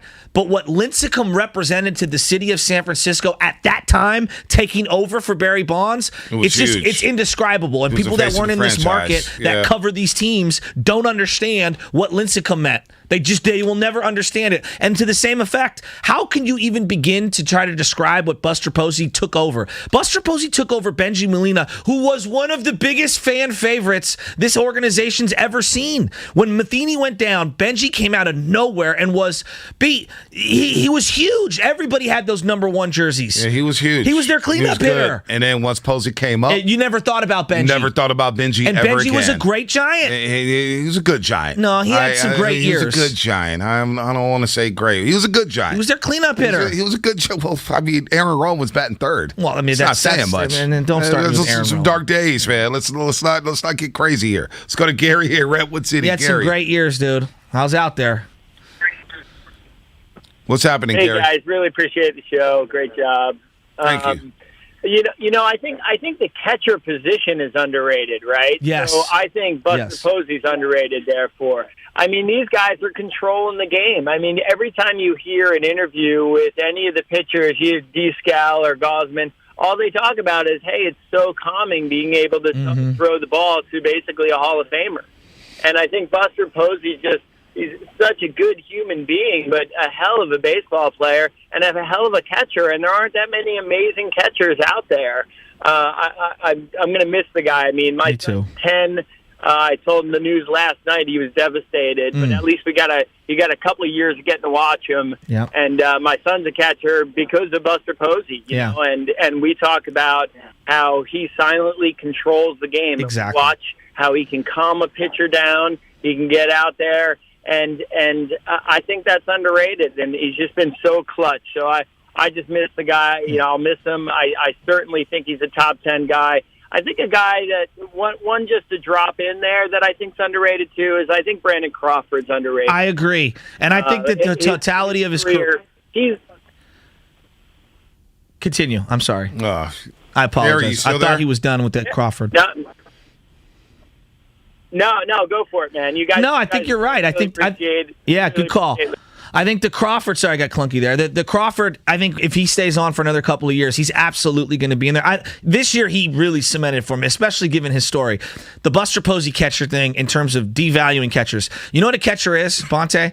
He's the point guard. He's the defensive coordinator. He's the offensive scripted play caller. He's also the center in football, the quarterback in many senses. He is the brain on the field. Every single player on the diamond looks at home plate except the catcher. Where does the catcher look out at? Where does he look out at? And he looks at the entire field. He looks at every single alignment. He's the only one on the diamond looking in the opposite direction of everyone. He's the only single person who's literally touching the ball outside of the pitcher on every single play. You are keeping guys from taking an extra 90 feet. You're keeping your pitcher from walking the guy at the plate to get to the guy who's on deck. We have completely devalued the physical toll that it takes. No, we it's haven't. a massive physical toll. No, we haven't. I don't think we devalued it. And the emotional and cerebral toll that catching has on a player. Yeah, I don't know if we've devalued catcher. I think people understand the physical wear and tear. Why are there only 19 of them in the Hall of Fame? It's the second least represented position in the Hall of Fame. There hasn't been a lot of great catchers. There hasn't been a lot of great catchers. Name them. Jason Varitek, you want to put him in the Hall of Fame? No, but he had an 18, 20-year career. So what? You I mean, want to put him in the Hall of Fame? I believe Jorge Posada He is will a Hall get of in. Famer. He will get in. He should be with in. the Veterans Committee. Thurman Munson should be in. Yeah, I agree with you. Yadier Molina should be in. But who else? I'm just saying, it's a very Think about that. Jason Varitek, I thought about him earlier today. Yeah. I'm like, he's not a Hall of Famer. No. He's not a Hall of Famer. This ain't the Hall of Very Good. This is a Hall of Great. But Bonte, all the great championship runs had a great catcher behind the dish. You talk about the Dodgers in the 50s. You talk about the Yankees in the 60s and in the 50s. Obviously, going back to the 30s, there's always been a great catcher. The Cincinnati Reds, the Big Red Machine of the 70s. Johnny Bench, he's in a Hall of Fame. I know, and that's what I'm saying. Is all the great runs that baseball's ever had. There's always somebody. You're strong up the middle, but you always have that defensive stalwart catcher behind the plate operating things. Yeah, but I think the Hall of Fame is well represented with the greatest catchers of all time. Like, seriously. Like, Gary Sanchez, like, you think about today, right? Gary Sanchez, not a great catcher. Alex Avila, he's not a great catcher. Ramon Hernandez, he was good with the A's. No. He's not a great catcher. He's not a Hall of Famer. It's Posey and Molina. Yeah, that's what I'm saying. So I think the gold standard. It's just like in pro football, right? Fullbacks are not in the Hall of Fame. Punters, how many punters are in the Hall of Fame? Ray Guy? But Bonte, to use the football analogy, not only are you the center, you're also the quarterback, and you're also the middle linebacker. So it's not just, I don't think there's an equivalent position in sports for catching. I've been behind the dish, and when you're back there, it's a different view. Miguel Montero. Is he in the Hall of Fame? Salvador Perez just had one of the greatest seasons of all time, hitting 50 jacks behind the plate. Salvador Perez has been really good. He's been really good. After the ankle injury. He's been really good, but like A.J. Przybylski, is he going to be in a Hall of Fame? No, he shouldn't. Yeah, and he shouldn't. That's what I'm saying. So, like, I think the Hall of Fame is very well represented with catchers because you're not going to just put anybody in there. No one's saying that. I'm saying that I think as a general perception, fans devalue catching in general. And that's where it's at. We don't put enough stock and weight into the catching position. It's no coincidence. This guy had how many different Cy Youngs, how many different aces, how many different closers, how many different guys had career years with Buster Posey as their catcher. But see, I don't think anybody's devaluing Buster Posey. I think people were saying that, hey, he's a Hall of Famer. Alex Popovich has a story right now at NBCSportsBayArea.com saying that he's first ballot. Yeah. He's going to be on the ballot once and be in the Hall of Fame. Ballot, but that's how people think of Buster Posey. I don't think people are devaluing Buster Posey, devaluing Yadier Molina, people love center or devaluing shortstops, first baseman. Those guys pop off the page because of their offensive production. I'm saying the things that quantify behind the plate are very difficult for the the casual fan to pick up on. They're so nuanced. They're just so nuanced. I don't think we give enough love to it. Yeah, I don't know. You know, Terry Steinbach behind the dish for the A's for years was really, really good. But no, he's not a Hall of Famer. But I'm saying we don't talk about Terry Steinbach like that, do we? Do. If we talk to A's fans, Terry Steinbach. You know what's funny? You know what's funny? You bring up Terry Steinbach. Yeah. I was in a guy yesterday in the NBC suite. We're watching a game with Darrell Wright, and he's a big A's fan. Forget his name. He's like, my favorite A's. Can you guess my 3 favorite A's from those late 80s teams? Dave Stewart, of course, Carney Lansford, Terry Steinbach. And we got into a 5-minute conversation about Terry Steinbach. So I bet you if you ask A's fans about the catcher position, they're going to always bring up Ramon Hernandez and Terry Steinbach. We like Flash a little bit. No, I know, but I'm saying I do think the casual fan devalues the importance of having a great catcher. And the Giants have been blessed. I mean, they really have. With obviously they had Matheny before that, Kurt Manwaring back in the early 90s. Like they've had some really good catchers over the years, and Buster Posey's by far and away the best of all time. We'll get to Aaron in Oakland on the other side here as we continue to talk Buster Posey. He retired yesterday. Also Warriors. 888-957-9570. Warriors are 6-1 and look very, very good. Are you laughing? I mean, Thurman Munson isn't it? I keep beating my head over the Thurman Munson. We'll get in someday with the Veterans Committee. He passed away in the late 70s. Here's the other part of this. And his numbers are so comparable to Buster Posey. I know they are. And he was played less years. Great, and he was the captain of those Yankee teams. And he's not in. We'll talk about it on the other side. None other than Jimmy G joined Damon and Ratto. Buster Posey, what do you think about one of the all-timers here in the Bay hanging up the tools of ignorance? I mean, you just got to tip the hat to the man. I mean, he's definitely, in my opinion, definitely a Hall of Famer in the future. But just, I couldn't think of a better guy to represent the team than Buster. He did it the right way, and really happy for him.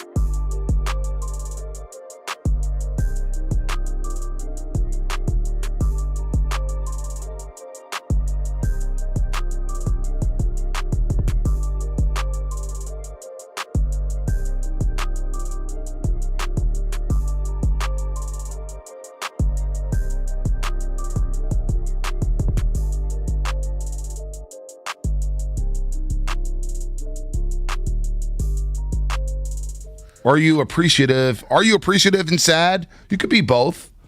You can be thankful for the years that he gave the Giants, the journey, the ride. Shasky, I'm not sad this morning. I'm not sad about Posey. He's walking away. He's beat up. He's got a family. He gave the Giants great years, great decade. Oh, dude. 3 championships. I got to go to a parade for the first time in my life with the help of Buster Posey in 2010. Got to see 3 parades down Market Street. I'm not, I'm not, did I say Cy Young? Sorry, I didn't mean Cy Young. I mean MVP, not a Cy Young. You guys know what I meant.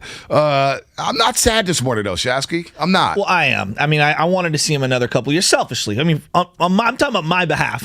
Obviously, he can do whatever he wants, and he's earned that right. And he gave everything. He gave every single thing to this organization. But it is a sad day. I mean, we're talking about one of the sports pillars of the last 15 years, Buster Posey. You say Buster, people know exactly who you're talking about. I mean, it's a one-word thing, like Kobe, Steph, Buster. You know what I mean? Like when people say Timmy, there ain't no other Timmy. It's Timmy Lincecum, Buster Posey. And I just, it is the end of an era in a certain sense. Yes, Crawford's still here.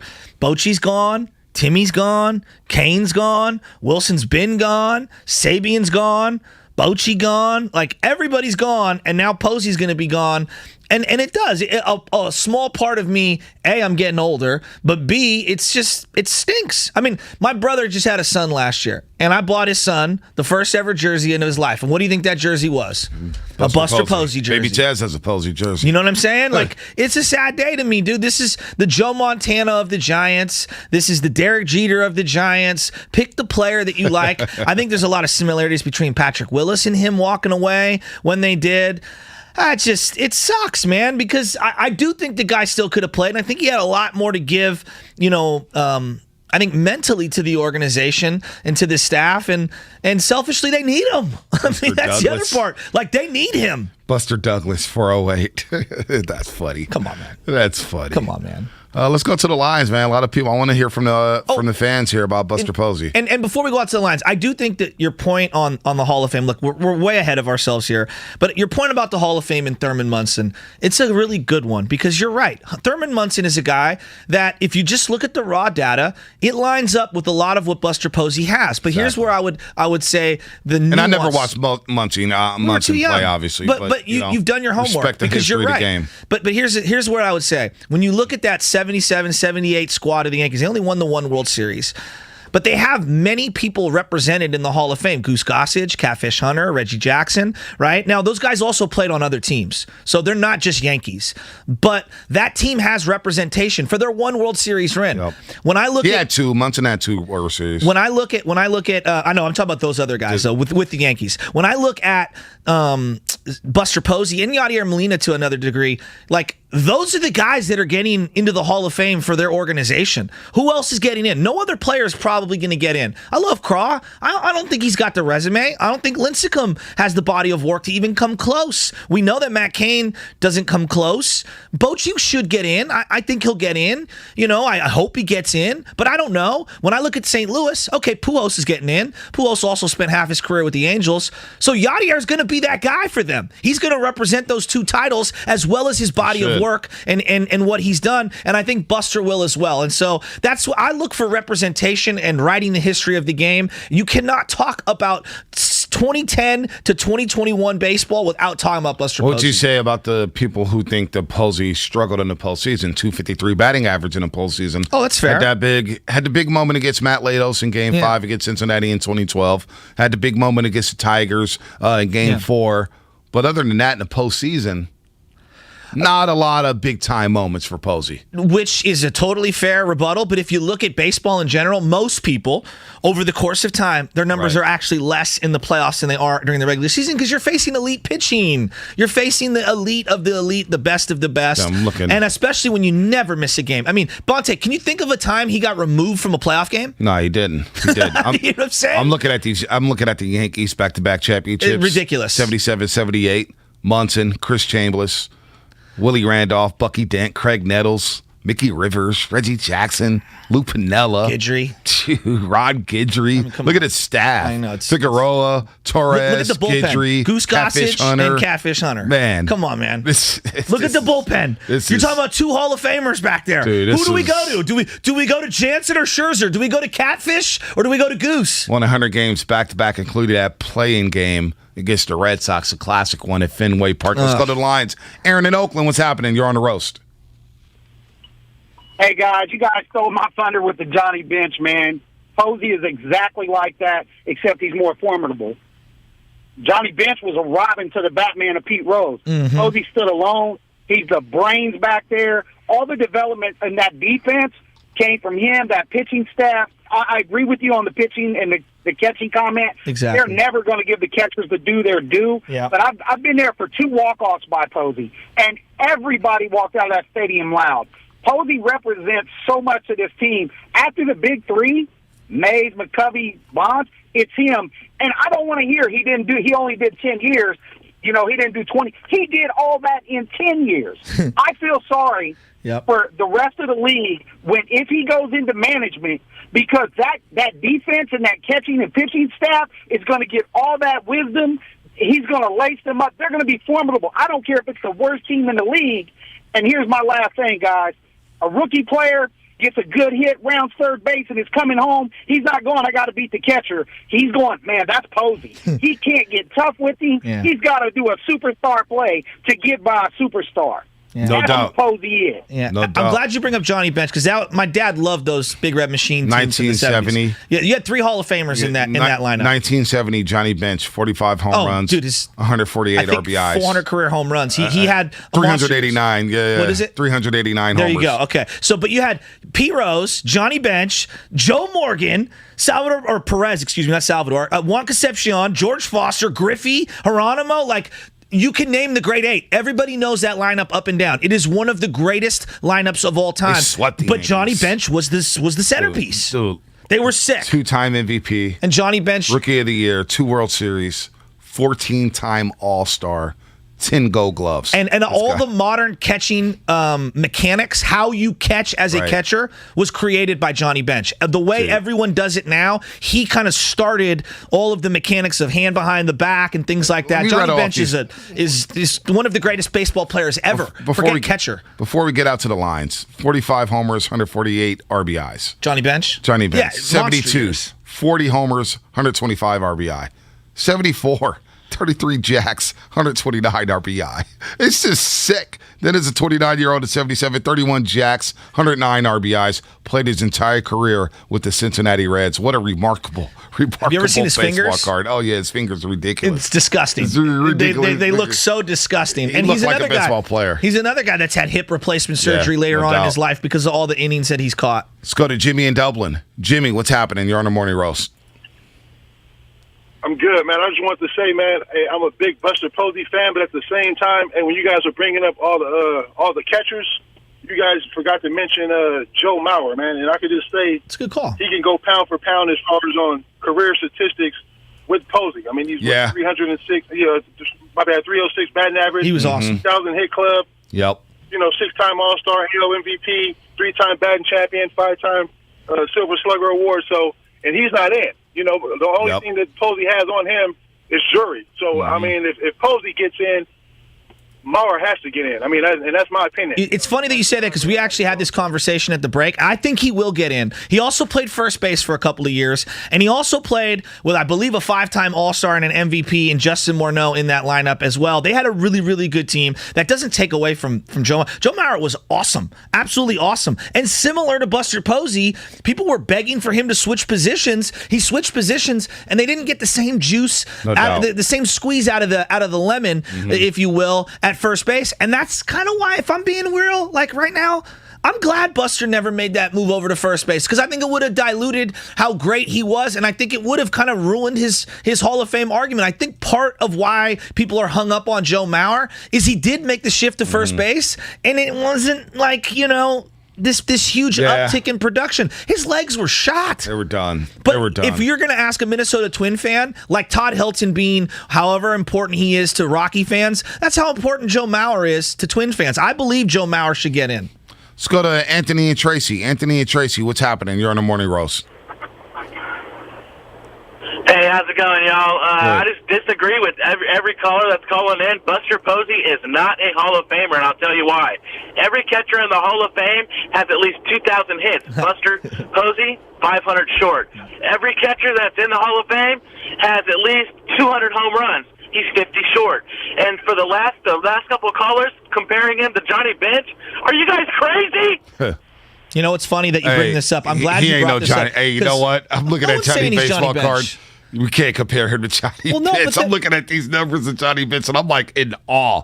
I'm in awe of what this guy was doing. You can't even compare him to Gary Carter. Like there are some great offensive catchers. Mike Piazza's offensive numbers are ridiculous. Here's what I would say about all of the numbers, because I brought up, Steven, what did I say to you at 5:30 this morning? I said the exact thing about the 2,000 hits. There is not one player in Major League Baseball in the Hall of Fame, from the regular Hall of Fame, not the Veterans Committee added on later, who has less than 2,000 hits. There's not one player who's a position player. So there's no question about it. But I would argue this. The three greatest pitchers of this era that are all going to get into the Hall of Fame, in my estimation, are all falling well short of the 300-win barrier, which is the normal threshold for starting pitchers. Scherzer, Kershaw, Verlander. Are we in agreement that all three of those are probably getting into the Hall of Fame? Yeah, no doubt. Well, so that's going to change and lower the threshold, because we know starting pitchers aren't going to accumulate wins like they used to. I believe at some point when you get Yadier Molina in and Buster Posey get in, you're going to be looking back at a lot of these threshold numbers, and they're going to lower the standard. Is that fair? Not? I don't know. That's up for everyone else to determine. Buster Posey had the third greatest Fangraphs season of all time when they broke down all the numbers of any catcher ever. All right, in his 2012 season. So, yeah, Johnny Bench has unreal numbers. They also break into account who's in your lineup with you, who's on base, how many actual opportunities do you have to drive in runs.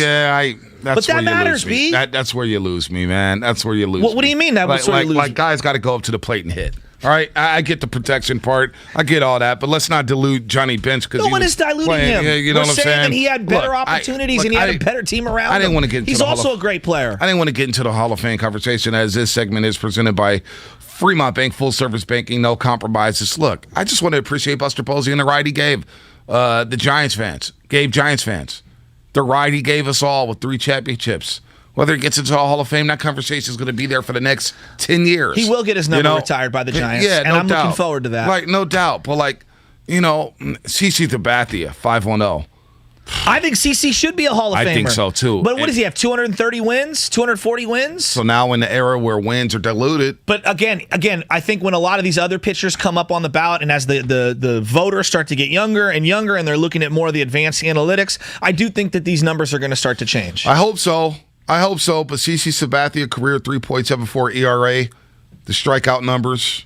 Where's my strikeout numbers at? He is well over. What's the career wins? 240? He's got over 3,000 strikeouts. Well, that's a good number. 251 wins. 250? I thought it was 251 wins, 3,000 strikeouts. Yeah. He's got the World Series. Got the World Series with the Yanks. He's got the 6 All-Stars. Yeah. He's got a Cy Young. He was so sick for the Indians and for the Cleveland team and for the Brewers. Whether Posey makes a Hall of Fame or not, again, that's a conversation for another day.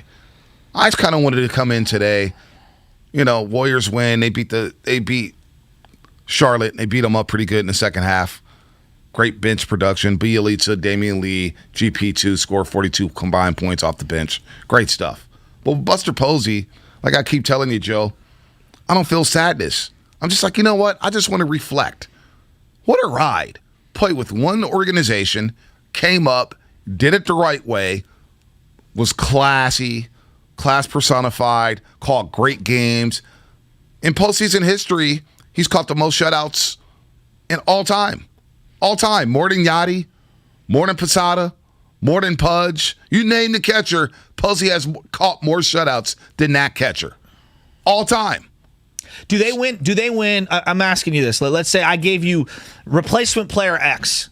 Are they? I mean, you could do this for a lot of positions for the Giants, but do they even win one of these World Series without Posey? I don't know. I don't think they do. I don't know. I mean, man, he was so damn good. 2010, he was a difference maker. Rookie of the year. So sick. Batted .417 in July that month.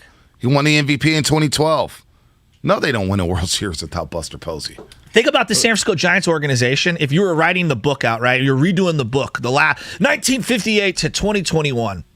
I mean, the chapters on Buster Posey would be unbelievable. I mean, you go every great pitcher of this particular era. Lincecum, Matt Cain. I'll even throw Randy Johnson in there at the end in 2009 because Buster made a couple of ceremonial starts down the stretch, him and Bumgarner, when they were like 19 years old and 21 years old. Bumgarner, who we haven't even referenced this morning. Think of all the great guys that this guy's caught and then all the different closers that this guy's caught. It's no coincidence. Almost every single one of the guys that I'm naming off had career years. Vogelsong, Johnny Cueto. I mean, just pick it. Gosman this year. All had career years. Fix Samardzija. What? I almost went Samardzija, and I got hung up in the air, and I was like, no, I'm going to pass it out. Yeah, let's not do pass that. It out. Let's not do that. But he did have a decent year. Matt Moore had his best year with Buster Posey. A lot of guys had their best time ever in the bigs with Buster Posey behind the dish. There's not a coincidence there. Let's go to A-Train in San Jose. A-Train, what's happening? You're on a morning roast. Hey guys, yeah, I'm just grateful to be able to watch him and somebody of that caliber for so long. I mean, one thing you guys talk about the numbers and stuff. What about the 2 years that he missed? He missed last year, obviously, because he chose to sit out. But the year he got hurt, he sat out a whole year as well. So it's and then you got to look at the defensive numbers, like you guys were just talking about the shutouts. But how many no hitters? He had a perfect game in there, and like you said, it's not. I don't know that it's underrated so much. I think it's or devalued. I think it's just taken for granted how much catchers do. Like they're everything for that. And so, as far as Hall of Fame, it's got to be taken on all levels of the game, not just his offensive numbers. Yeah, but his offensive numbers might not be that great. But you know what? He came in clutch when he needed to, and that's Posey. He manages the game, and managing the game takes a lot out of you. So yeah, your offensive numbers might go down a little bit, but it's a little bit of a sad day. But understandably, hey, he wants to be with his family and he wants to play with his kids. So can't take away anything away from that. I got 3 kids at home, and I know how that goes. So have a good morning, fellas. Yeah, you know what? And thanks for the call, A-Train. I'm not one to tell somebody whether or not they should be sad about Buster Posey. There's a lot of people sad. John Curley couldn't mutter out 2 words this morning because he was so sad.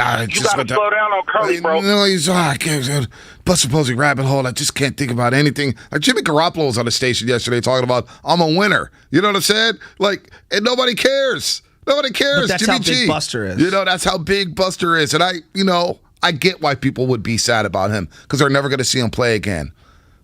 Part of me when I go out to Oracle Park next year and there's either, Kurt Casale or Joey Bart or Patrick Bailey tearing it up in the Arizona League. I was looking at his numbers. Yeah, I'm not there yet with him. But whoever it is, it's not going to be number 28. Nope. And we got a dose of that in 2020. Yeah. Wasn't pretty. No. Wasn't pretty at all. And now I think, my mind works like this. Without Buster Posey, are you going to be able to re-sign Chris Bryant?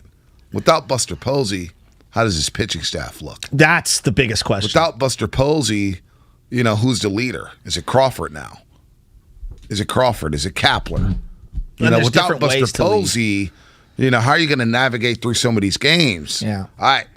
And his synergy with the bench coach, I think when you're Bruce Bochy and you're a former catcher and your mind goes directly to Buster Posey, again, I tell you, 8 guys are looking at you. Buster Posey's the catcher in the squat looking at everybody out on the field. He's the only one with that view. He also looks left and he's looking into that dugout, and him and Bochy were on the same page. It felt like him and Kapler and that bench staff were on the same page, which I found surprising because when Boch said he was leaving and Buster took the year off, I, for some reason in my mind, thought maybe he wants out. Yeah, I thought he wanted out too. And I'm really happy that we got this final season because I'm going to remember this year maybe more than some of the other ones. And I know you don't like the Fangraphs stuff. I know you don't like but this is what it was on Fangraphs. He had a 10.1 WAR, which WAR, say what you want, 40 to 42 is like the low benchmark for combined WAR to get in the Hall of Fame. He has a 49 WAR. Is WAR the QBR of baseball? No, war is more comprehensive. I actually I've warmed up to war much more in the last years. And what it does is it tries to quantify through certain metrics I know what it how means. important you are on the field. His 10.1 WAR in 2012 is the highest recorded catcher in MLB history. Now, it factors in framing metrics, which they obviously didn't have in the 70s for Johnny Bench and even for Gary Carter and guys like that in the 80s. So, take that for what you will. As long as they've been charting this stuff, he's got one of the greatest individual seasons. Now, that doesn't make someone a Hall of Famer. You know what's funny about these? But it's just a great year. You know what's funny about these numbers? We only use them when it supports the players we love. No. I swear. No, I swear. Yeah, no. With like PFF, right? Yeah. If the numbers are bad, we never bring it up. If the numbers are good, according to Pro Football Focus, we do. It's a tool. If you use it in support of your eyes, like the way Kai Correa and those guys, the bench coaches say, we don't just absorb ourselves in the stats. We obviously have the gut and the instincts and things like that, but we'll blend them in with some of these other tools, and that's how we make our ultimate decisions on people. The eyes with Buster Posey. It's one of those things. You didn't think 2012. Did you think you saw an all-time giant when you saw him? Forget Absolutely, Hall of Fame. He was an all-time giant. I agree. He is an all-time giant. I agree. There's no without question, he's an all-time giant. But 2012. Do I need Fangraphs to tell me how great he was in 2012? Absolutely not. I watched every game. Every inning that year. 2012 was great. It was incredible. Don't need Fangraphs to tell me that. His only 100 RBI season. You don't need Fangraphs to tell me that. He was great. Yeah. He was clutch. He was awesome. Coincided with Melky Cabrera's greatest year. That's the biggest thing, the eye test. Your eyes will tell you who's great. Your eyes will tell you what's good, what's bad. And then if you want to use the tools to support your argument, feel free to do it. It's a tool. Yeah, it's all it is. It's a different reference point. It's a way of measuring these things. We got Flim coming up here. Oh, Flim's going to join us. Breaking news here. Dave Fleming, voice of the Giants. We've talked to him every single week of the baseball season. He's going to join us at 8:30. Shed some light on Buster Posey. Give me us a his hug thoughts. because I'm feeling low this morning. You don't feel low. You shouldn't feel low, man. I'm just disappointed. If you're looking for all the best Giants content from 95.7 The Game, text Giants to 20357.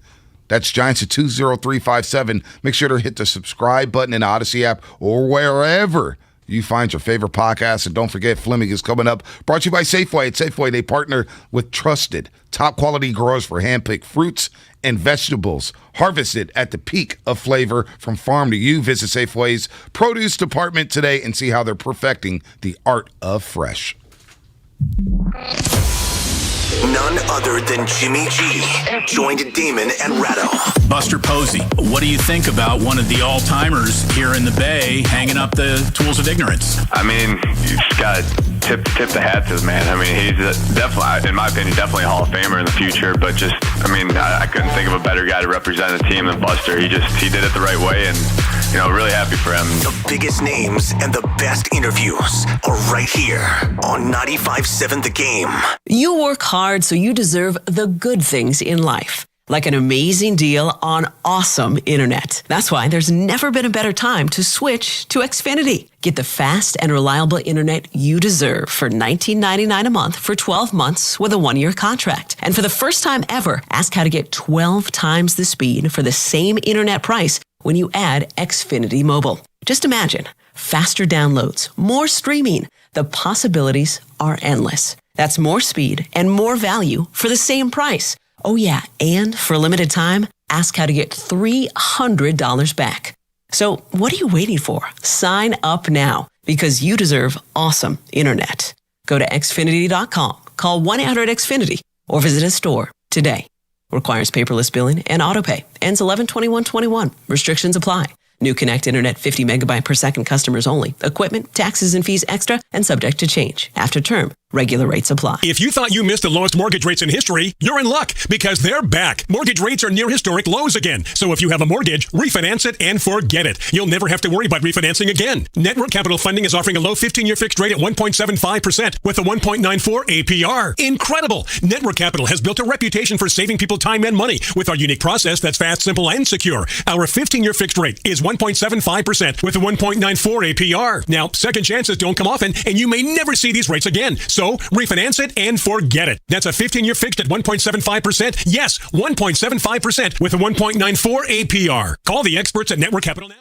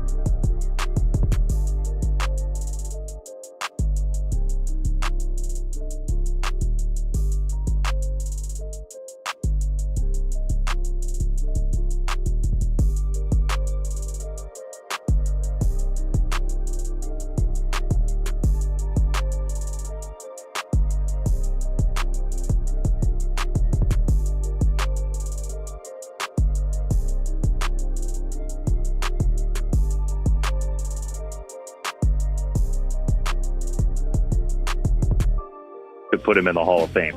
Ladies and gentlemen, Dave Fleming. We had to catch up with our guy, Dave Fleming. We know it's the offseason for him. He's calling college football, college basketball soon. But Flem is our guy, and he's the voice of the Giants. And we love Flem, and we love Posey. And November the 3rd of 2021 will never be forgotten here in the Bay Area. As the bombshell was dropped yesterday, Posey will walk away from the game and retire from the game of baseball. And Flem, good morning. Welcome back to the Morning Roast with Joe Shasky, the Butcher, and Bonte Hill. And, of course, Flem, look, Shasky's sad. I'm going to need you to give him a hug, Flem, through the phone. He's devastated. But personally, myself, I'm not sad. I'm thankful for the ride he gave us here in San Francisco. I'm thankful for the last decade of Buster Posey catching baseballs from Lincecum, Kane, Jonathan Sanchez, Johnny Cueto, of course, Madison Bumgarner. I'm actually thankful for the ride he gave us as Giants fans. Yeah, both things can be true. It's good to talk to you guys. I think all of us are a little sad that we don't get to celebrate him on his way out. We don't get a year to just totally make it about Buster, which is probably half the reason why he's doing it this way, is because he doesn't want it to be that way. That's never who he's been. He's just a guy who doesn't want the attention on himself, doesn't want to talk about himself, which is very ironic considering that for basically every inning that he caught for the Giants over more than a decade, he was the center of attention. He was the center of the franchise. And so we can celebrate him. We can remember so many great moments and big games and so many wins and Buster hugs and all that. But I do regret the fact that, we all knew it was going to come someday, and Buster wasn't going to be the kind of guy who's going to hang on just for dear life just because he can make a little more money or whatever, or a lot more money in the case of what he would have been making this year. But that's not who Buster is either. But I do, he'll come back for Giants reunions. We'll give him big standing ovations. Certainly Giants fans celebrated him beautifully this year, and he thrilled Giants fans with the way he played this year. But it's a little different than having a chance to tell him goodbye, maybe a last opening day, something like that. And we don't get that, and that's where I think it's okay to be a little disappointed and sad that we don't get to experience that. Yeah, there's no doubt about it. And Dave, I know you've been, you studied this organization's history. Forget the New York Giants, because I root for the San Francisco Giants. So I started, in 58, I'm talking to my grandpa, and it's like Willie Mays, McCovey, people throw Marichal in there. I think he gets forgotten a lot of the times. And, Bonds obviously gets thrown in there. Some people might throw Will Clark in there. And then there's Buster Posey. And what's interesting is, everyone's going to read off all of the raw data, the stats and everything like that. He played the position that looks out at the diamond, at the other 8 people there. And for me, it's the brain. It's the offensive coordinator, if you will. It's the guy that's calling things behind the scenes, the sequencing of the pitch, and how he would boost all of these different aces that they've had over the years, all the different closers that had their greatest years under his tutelage behind the dish. It's impossible to quantify how great he's been with the numbers. You've been around this team. How do you describe to people, forgetting the numbers, how important Buster is to the Giants? Well, I just think you have to, because that there's no other position in sports, none, not close, that compares to being a big league catcher in terms of the physical toll that the position takes and what that does to your stat line. In a sport that worships stat lines and makes judgments based on stats, if you're going to commit like Buster did, and there were lots of moments along the way where Buster could have, with the Giants' blessing. The Giants, in fact, considered it themselves internally lots of different times. Should we move this guy off catcher? Should we at least split time? Is there a way to maybe try to lengthen his offensive career by getting him away from that position? Buster didn't want anything to do with it. Because he loved being a catcher, and he was so incredibly valuable to this franchise in that role. And that's where you're right. You cannot evaluate Posey based on 1,500 hits and 150 home runs and however many RBIs or whatever. You just can't do it that way, because the catching position ruins your body. It takes such an incredible physical toll that the rest of your game inevitably, without exception, across the history of the game, takes a downturn. It does. And so Buster basically sacrificed all those numbers. You don't think Buster Posey could have gotten 3,000 hits playing a different position and playing every day and keeping his... Of course he could have. He absolutely could have. But he was much more valuable to the Giants doing what he did, much more valuable as a leader of the pitching staff. It is not a coincidence that the winningest era in the history of the San Francisco Giants came with Buster Posey in there for basically every pitch of every big game that they played. That is not a coincidence. And there's nobody else in the whole franchise in that era who you can say that about.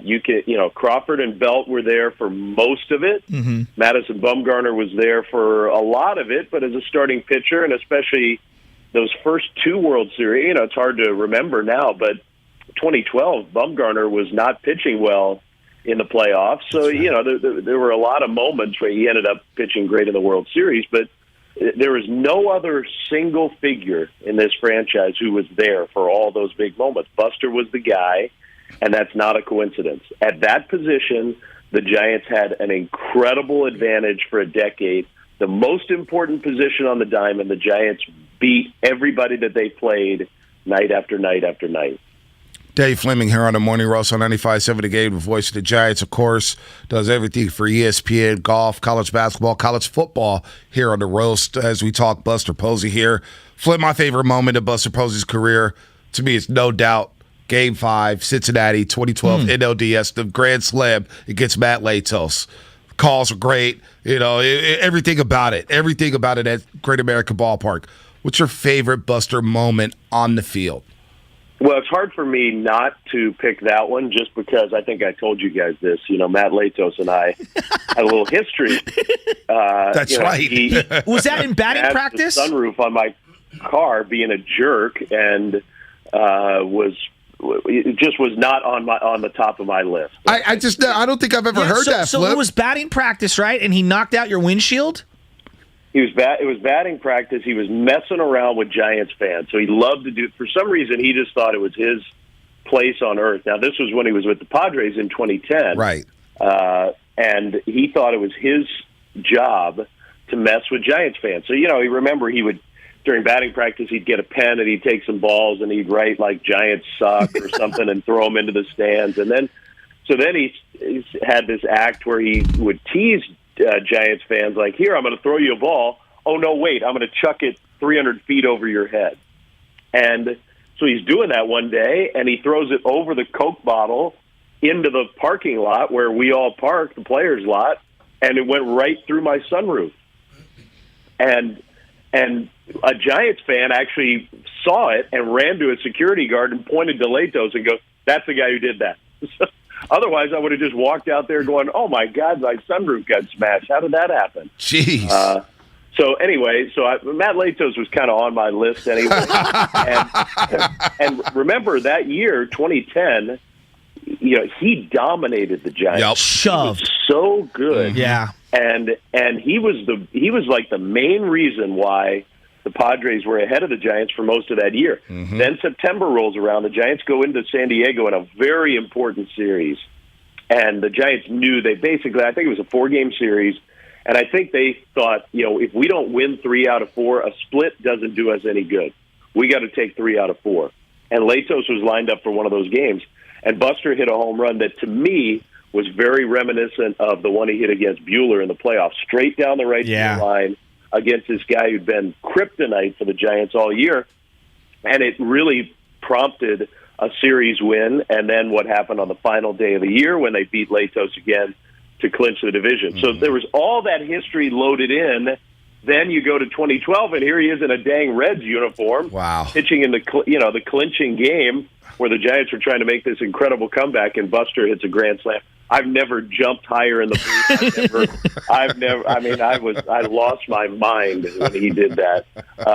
So it's hard for me not to pick that one, but gosh, there are so many of them, and I do believe that the statue that gets built, that will get built sooner rather than later at the ballpark, should be Buster getting ready for one of those hugs.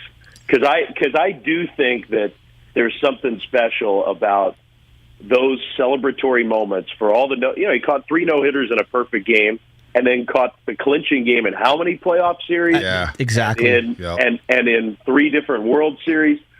So many different versions of that pose.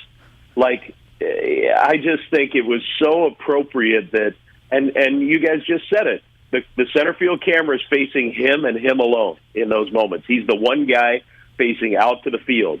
And the final out gets recorded in those World Series, and Buster's the guy who we get to see first. And I thought that, to me, all the great moments on the field against the Dodgers, you had a few of them this year that we'll always have. The Jansen. It's incredible. Yep. Yeah, exactly. And the home run he hit taunting the fans down in L.A., the one against Buehler in the playoffs, all kinds of stuff even this year. But I think that pose, that should be the statue when they build it. I'm glad that you said that, because we were talking about like greatest memories and stuff, and you could pick the home run off Kershaw and the 2-1 win. I believe it was 2013, 2014. Like, there's a lot of at bats, right, that you think of, but like that Game 5, as great as that Grand Slam was, I was telling B, and I always think about this, the battle with Jay Bruce, with Sergio Romo, and you're going back to the slider, and I think about Nelson Cruz later on that year. I think about Miguel Cabrera in 2012, and just the way that they would win those series and the battles at the end where we're on the edge of our seat and you're like, wow. And he's setting up these pitch sequences against all-time hitters. I mean, Cabrera is one of the most feared right-handed hitters of all time. Nelson Cruz, an all-time type of a player of this generation. And him cerebrally behind the dish, setting it up for all these different aces, all these different closers. That's the thing that it's not a moment. It's just like what he did behind the plate with his brain. I know that sounds weird, but that's my memory. Well, no, me too. And that's where I think, again, being a catcher is different than any other position in sports in terms of how you evaluate success and who's good and what they're doing for a team. And Posey has 14 caught shutouts in playoff history. The next guy has 8. The next closest guy in the history of the game has 8. And you're right about so many great hitters that the Giants had to vanquish over the course of those playoff runs. And that's why Buster's playoff numbers were never huge or gaudy offensively. He had a lot of big moments. He had a home run in the clinching game in 2012, which is one of my favorites. He hit that off Max Scherzer, which is a really cool sort of historical note. The Latos Grand Slam, the playoff home run this year. He had lots of great playoff moments, but the overall numbers were modest. Yes. And the reason is exactly what you're talking about. Buster put his heart, his soul, his sweat, his mental concentration all into helping his pitchers get through those games. And, if you watch in sequence and you want to know the story of a catcher's career, those Buster hugs, those celebratory moments, the first one in Texas, he's sprinting out the mound and he rips Brian Wilson off the ground and flings him around. And by 2014, Bumgarner has to hold him up. I remember that. Yes, I'll never forget exhausted. that, Flem. He was done. He just put his head in Bumgarner's chest and was like, oh, thank you so much. Really, he had nothing left to give. He gave every ounce of himself to the Giants over those playoff runs. Every ounce of it. There's nobody that I've ever been around who took his job more seriously than Buster in terms of, Buster loves to play golf. Never, not one time during a season did he pick up a golf club. Wow. He never wanted to do it. It'll mess up my swing. I got to heal if I have an off day, or so I got to rest my body. He took it that's 12 years of saying, I'm not going to do something that I really like to do because that's not my number one job. My number one job is to be here for my teammates. And I've never been around a guy who took that more seriously than Posey. And I think that pose in 2014, now here we are all these years later, and Posey still had a lot more to give ultimately. But that pose in 2014 tells a lot about the toll that it took on him to have that many big games, that many of those stress high pressure moments where he's in charge. He's the guy out there doing everything for the Giants, the toll that took on him. Yeah, no doubt. That was an iconic moment there at Kauffman Stadium in Kansas City to beat the Royals in Game 7. I remember 2012 when they did dispatch the Reds in there. The rain. And dispatching the Reds, or that was the Cardinals in the rain. No, but wasn't there like a storm coming through Detroit that night when Ryan Tannehill scored? Yeah. I was talking about Cincinnati Game 5 in LDS in 2012 where he kind of shook Bruce Bochy's hand. It was just like, all right, Skip, on to the next. But Flem, I got to ask you about today. 3 p.m. is when his press conference starts. And what do you expect from Posey? Will you be there? What do you expect him to say? Will we see some of that personality that everybody talks about off the field? Or are you expecting at 3 o'clock down there at 24 Willie Mays Plaza at Oracle Park? Well, I don't expect, the personality that I get to see off the field, and that those of us who are lucky enough to get to spend time with Buster away from all this, get to see. I don't think that person, just because Buster, these are the kind of days Buster does not want to just talk about himself. Right. And he doesn't love to, everybody's going to be asking him about Hall of Fame and legacy and all. Buster really doesn't like talking about that. Now, he might like thinking about it, but he doesn't like talking about it. So I don't think you're going to get like gushing. I think you're going to get an emotional guy. I do think he's going to show emotion today because even though I know he's very at peace with this, like I said, this has defined him for his adult lifetime. He has been the Giants catcher to every fiber of his body has dedicated itself to being that for all these years. And I think that, as much as anything, is why he's thinking, and we'll see what he says today, but it's a perfect time to go out. The Giants had this incredible season. He played great. Yeah. He's given so much of himself, and it's hard when you're an athlete thinking, I got to do that all over again. It's hard to think, gosh, another off season of just grinding it out every day just to be able to answer the bell come August of next summer. It's just hard, and at some point you lose a little bit of the ability to dig as deep to do that, and Buster does not want to limp out. So I think you're going to hear him talk about some of that kind of stuff. There are going to be lots of people there. I think Bruce Bochy's flying in to be there for the press conference, so there'll be lots of teammates. I think whoever can be here, who's in the Bay Area, will come by and say hi. I can't wait to see it. And I can't wait to spend some time with Buster away from all this just to, talk to him a little bit more about what he's going to do with the next chapter of his life. Because Buster's got a lot to give. He's got a personality. He's got a caring for other people where he can do just about anything he wants to do. Yeah, Dave, and what's different compared to some of the other contemporaries like Lincecum, Kane, Bochy to a degree, even Hunter Pence, the game kind of told them they were done. They didn't tell the game they were done. Even Barry Bonds, like everyone around the league told Barry he was done and not him. Whereas Buster's the few Giants guys that's going to say it's over on his own terms. And the thing that I'm going to remember from this year is that home run against the Dodgers in Game 1. And I know his final at-bat against Jansen, you and I talked about it.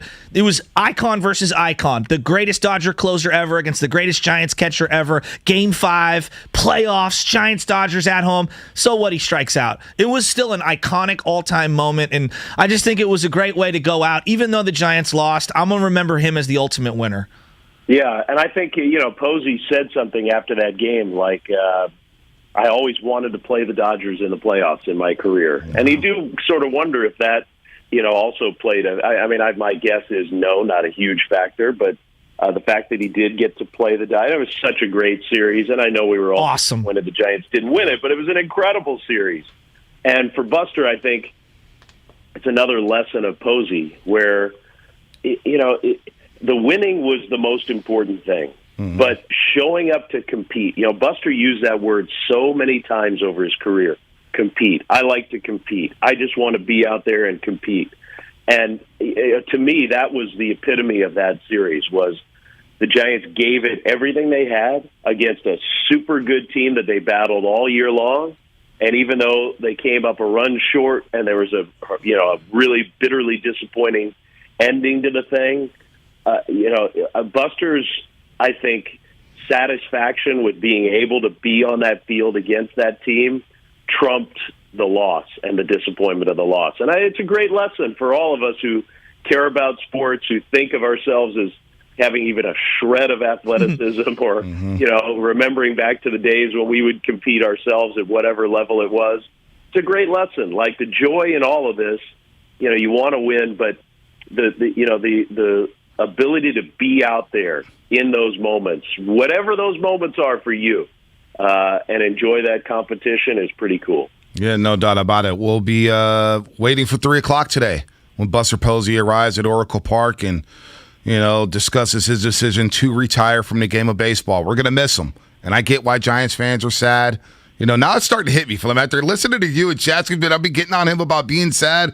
Now I'm like, damn. It's the end of an era. It's really when we talk about Steph Curry and Joe Montana and Barry Bonds and all these greats in the Bay Area, Buster Posey's right there.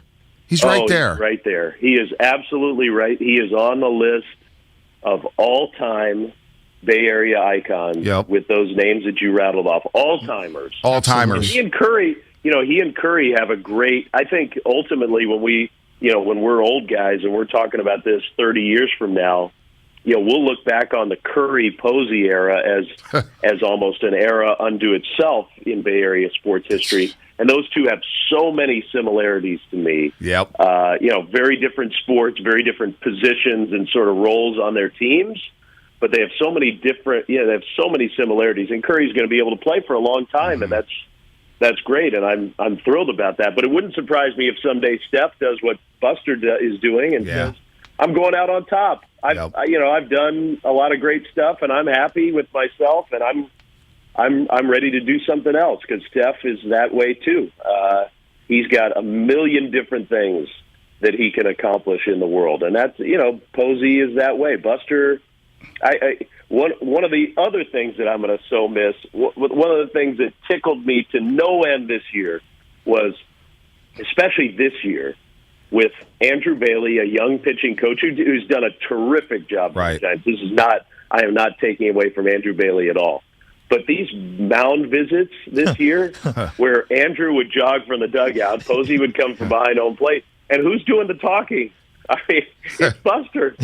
Buster would be, okay, guys, here's what we got to do. And Andrew sort of said, not always. Andrew had some stuff to offer, but Posey was the coach on the field. And I just chuckled every time I saw that. Like, the pitching coach, sure, come on out there. That's fine. But do we really need you? I don't know. Because Posey was just everything to, and the pitchers you listen to, I guarantee you there are going to be some Giants pitchers there today talking about what he means to them. And those guys just trusted him to no end. And it's a really, really cool thing. No doubt. We'll be awaiting for 3 o'clock today when Buster Posey steps up to the microphone and starts his retirement press conference. It's going to be a lot of tears flowing, a lot of happiness, and we'll go down a rabbit hole of some of his best moments as a Giant. Flem, it's always good to hear your voice. Good to hear your voice. Thanks for the sermon this morning. Yeah, absolutely. 26 minutes. We need that for the soul. Yeah, thanks so much for Dave. getting out of bed and talking to us this morning. Well, I was out of bed, but I know you're an early riser. I know you're an early riser. There's no doubt. Thanks for setting that alarm for 8:30 and getting out of bed. Well, and then look. I mean, after today and the emotion of today, and it's to be a body blow for the franchise here for a few weeks. But next time we talk, we'll have spent some time talking about. What does this look like going forward? Yeah. It does change. It changes what the Giants have to accomplish this offseason. It changes what Farhan and Scott have to look for to build this team, how they use their resources. Like, it changes a lot of stuff. So next time we chat, that'll be on our agenda. Yeah, you and me on the golf course, and I'll explain to you why I've been deep diving on Patrick Bailey's Arizona Fall League numbers, and I'm excited. Yeah, you should be excited, but that's not going to be this year. Thanks, Dave. Thanks, Dave. I don't even know if send me your phone number so we can go play Sounds good. golf and have some of those conversations. And you're the best. And Bonte, you and I will find something else to do. Maybe I'll caddy. Maybe I'll caddy to kind of break up the conversation there. Because Shasky will not stop. Yeah, I'll get the burger dogs for you, and I'll caddy for you guys. We'll make that happen, Flem. I think we should be caddying for you. Yeah, seriously. Yeah, seriously. That would be a joke, but I'm 140 out. What do I think? I think everything you got in your bag, Contact. Flip, take care, man. Okay. All right, Dave Fleming here on 95.7 The Game. Real quick, before we get to the boys, I want to get to Eddie and Gene, man. Eddie and Gene, 30 seconds each, real quick. Eddie, 30 seconds to chime in on Buster Posey. What's up? I just wanted to talk about the Hall of Fame. I'm seeing Posey a lot like I'm looking at Draymond Green, where you really can't look at his stats and really find out the impact he has on the game. It takes a Bay Area fan to really understand that and want to know what your guys' thought. Are we going to go through this when Draymond? Well, the NBA is a lot. The bar is a lot lower, and he has USA gold medals that are going to propel him over. And then the Michigan State stuff. He was the Player of the Year in that conference, so he's got a lot going in his favor. Plus the threshold for the NBA, because it's not an NBA Hall of Fame; it's a basketball Hall of Fame, is a lot lower. No doubt. Gene in Oakland, 30 seconds, man. Get to you before we get to Willard to this. What's up, Gene?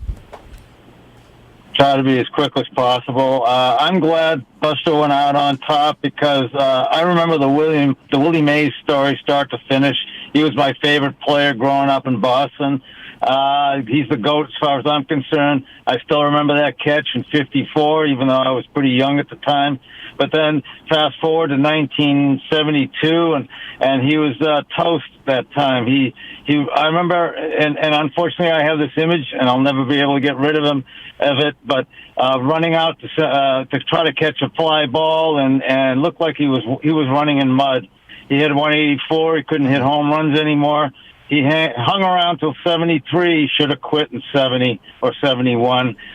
So I think it's important that the best leave on top and don't leave those kind of images in the fans' mind. No doubt. Thanks, Gene, for the call. As we go to Willard and Dibbs, go ahead, Shasta. No, I was going to say, since Dibbs and Willard just came into the studio, there is something unique about Buster, because I look at all the Giants in my lifetime, right? And I didn't get a chance to see Willie Mays or Willie McCovey. We would all agree, like, those are the luminaries, if you will. Juan Marichal for people, but it's different when you're a pitcher. But his contemporaries, even Bonds before him, the game was taken from him. Lincecum, the game was taken from him because his physically couldn't perform anymore. Matt Cain, his body just broke down on him. Hunter still wanted to play. Bruce Bochy, it felt like he kind of wanted to coach still. I'm not really sure. We'll find out. But like, Buster's the only guy I can think of who's like, nah, you know what? I'm going to, even though my body's probably hurting, I agree. His body's absolutely hurting. Take the probably out. There is something beautiful about it. And I just keep going back to that last at-bat where I sat there and my wife turned to me. She's like, Buster versus the Dodgers, Game 5, 8th inning, tied. Are you kidding me? And I know he went out with a strikeout. It's an all-time moment to finish your career on. I don't know. I'm sad this morning, but he's one of my favorite Giants of all time. Yeah, I guess there's I'm trying to compare it to any other retirement that I've experienced, and I don't mean that locally, just like where people almost feel like something's taken from them. I think it was more intense. Like Barry Sanders comes to mind. There was almost anger there. Yeah, but striking that chord, timing-wise, as far as public perception, is almost impossible, right? If you stay one more year and stink, and I don't mean that, just any player, then the public turns on you. Game of Thrones, right? And final season. If you leave when you're still playing well, people are like, "Wait a minute, we're not done with you yet." Yeah. How do you find the right time? And so these guys, and Buster's better at this than any other athlete I've ever watched. You block all that crap out, and you do what you need to do for you. He did it 2 seasons ago, when the pandemic, and he's doing it again now. And so, the only thing to say is just thanks, man. Yeah, and I think about Patrick Willis, who went out on his own terms. He could have grinded out 3 to 5 years of I'm hurt, I'm active, I'm getting paid, I'm up, I'm down, I'm pup, I'm not. Buster Posey, same thing. He shut it down last year, realizing it was going to be a short season, and quite frankly, his body needed rest. He got rest, thought that he would be fresh and better, and by the way, he was. They had an unbelievable regular season, one for the ages. Yep. You got 4 youngsters at home. I'm good. Go ahead and stop when you're ready. What about this one? And B was talking about Klay Thompson on the court yesterday. Like Bay Area injuries and being able to overcome them. Like Dravecky is like all time, right? What happened with Dravecky is one of those things we all remember. Like Bowman coming back, but he wasn't the same Bowman, right? Buster coming back from that ankle injury. And we all remember Scott Cousins, 888-957-9570. You just bring the name up, people lose their minds. For him to come back the way he did, and then continue winning and continue being as better than ever. It's kind of a remarkable recovery. Oh, it's totally remarkable. And, I think as all of us do in moments like this, you start to run through your mind, what are some of the most memorable moments? An underrated one in his career for me was his first at-bat this year. That was really interesting. That was really emotional for me. We gather around the TV with the kids. And you turn the Giants game on, and here comes Buster's first at bat, batting seventh, and his first batting seventh, and his first swing is a yank shot into left field, and and you're like, what? I mean, it was such a he's back chills moment that went through all of us. And so don't forget that, sort of overcoming, and I'm sure. Have they given out comeback player of the year? Yeah, he's going to win that. It's going to be him. He's going to win that. Yeah. He's going to win that. Yeah, so, I mean, he's got a bunch of those. You are listening to 95.7 The Game, KGMZ FM and AC1 San Francisco and Odyssey Station. Brought to you in part by DuckDuckGo, privacy simplified. Don't forget the 9 o'clock hour is brought to you by Timeless Coffee. Will and the Divs will take you up until 12 o'clock, and I'm sure you're going to talk a lot about Buster Posey. Don't forget, Warriors win last night, beat the Hornets. They're now 6-1, but when I think of Posey, it felt like it was just yesterday when he was yanking balls in the middle of July his rookie season, when the Giants started to make that run towards the NL West division title. And he's a rookie. We're like, you don't know what this Giants team is. Are they good? Are they bad? And he gets called up midsummer, played the Diamondbacks on a Saturday afternoon, started at 6 o'clock. I'll never forget it. And he hits a single. It's like, man, this guy, he looks the part. He looks the part. Don't listen to what professional teams tell you, because in the public space, they can't always be honest.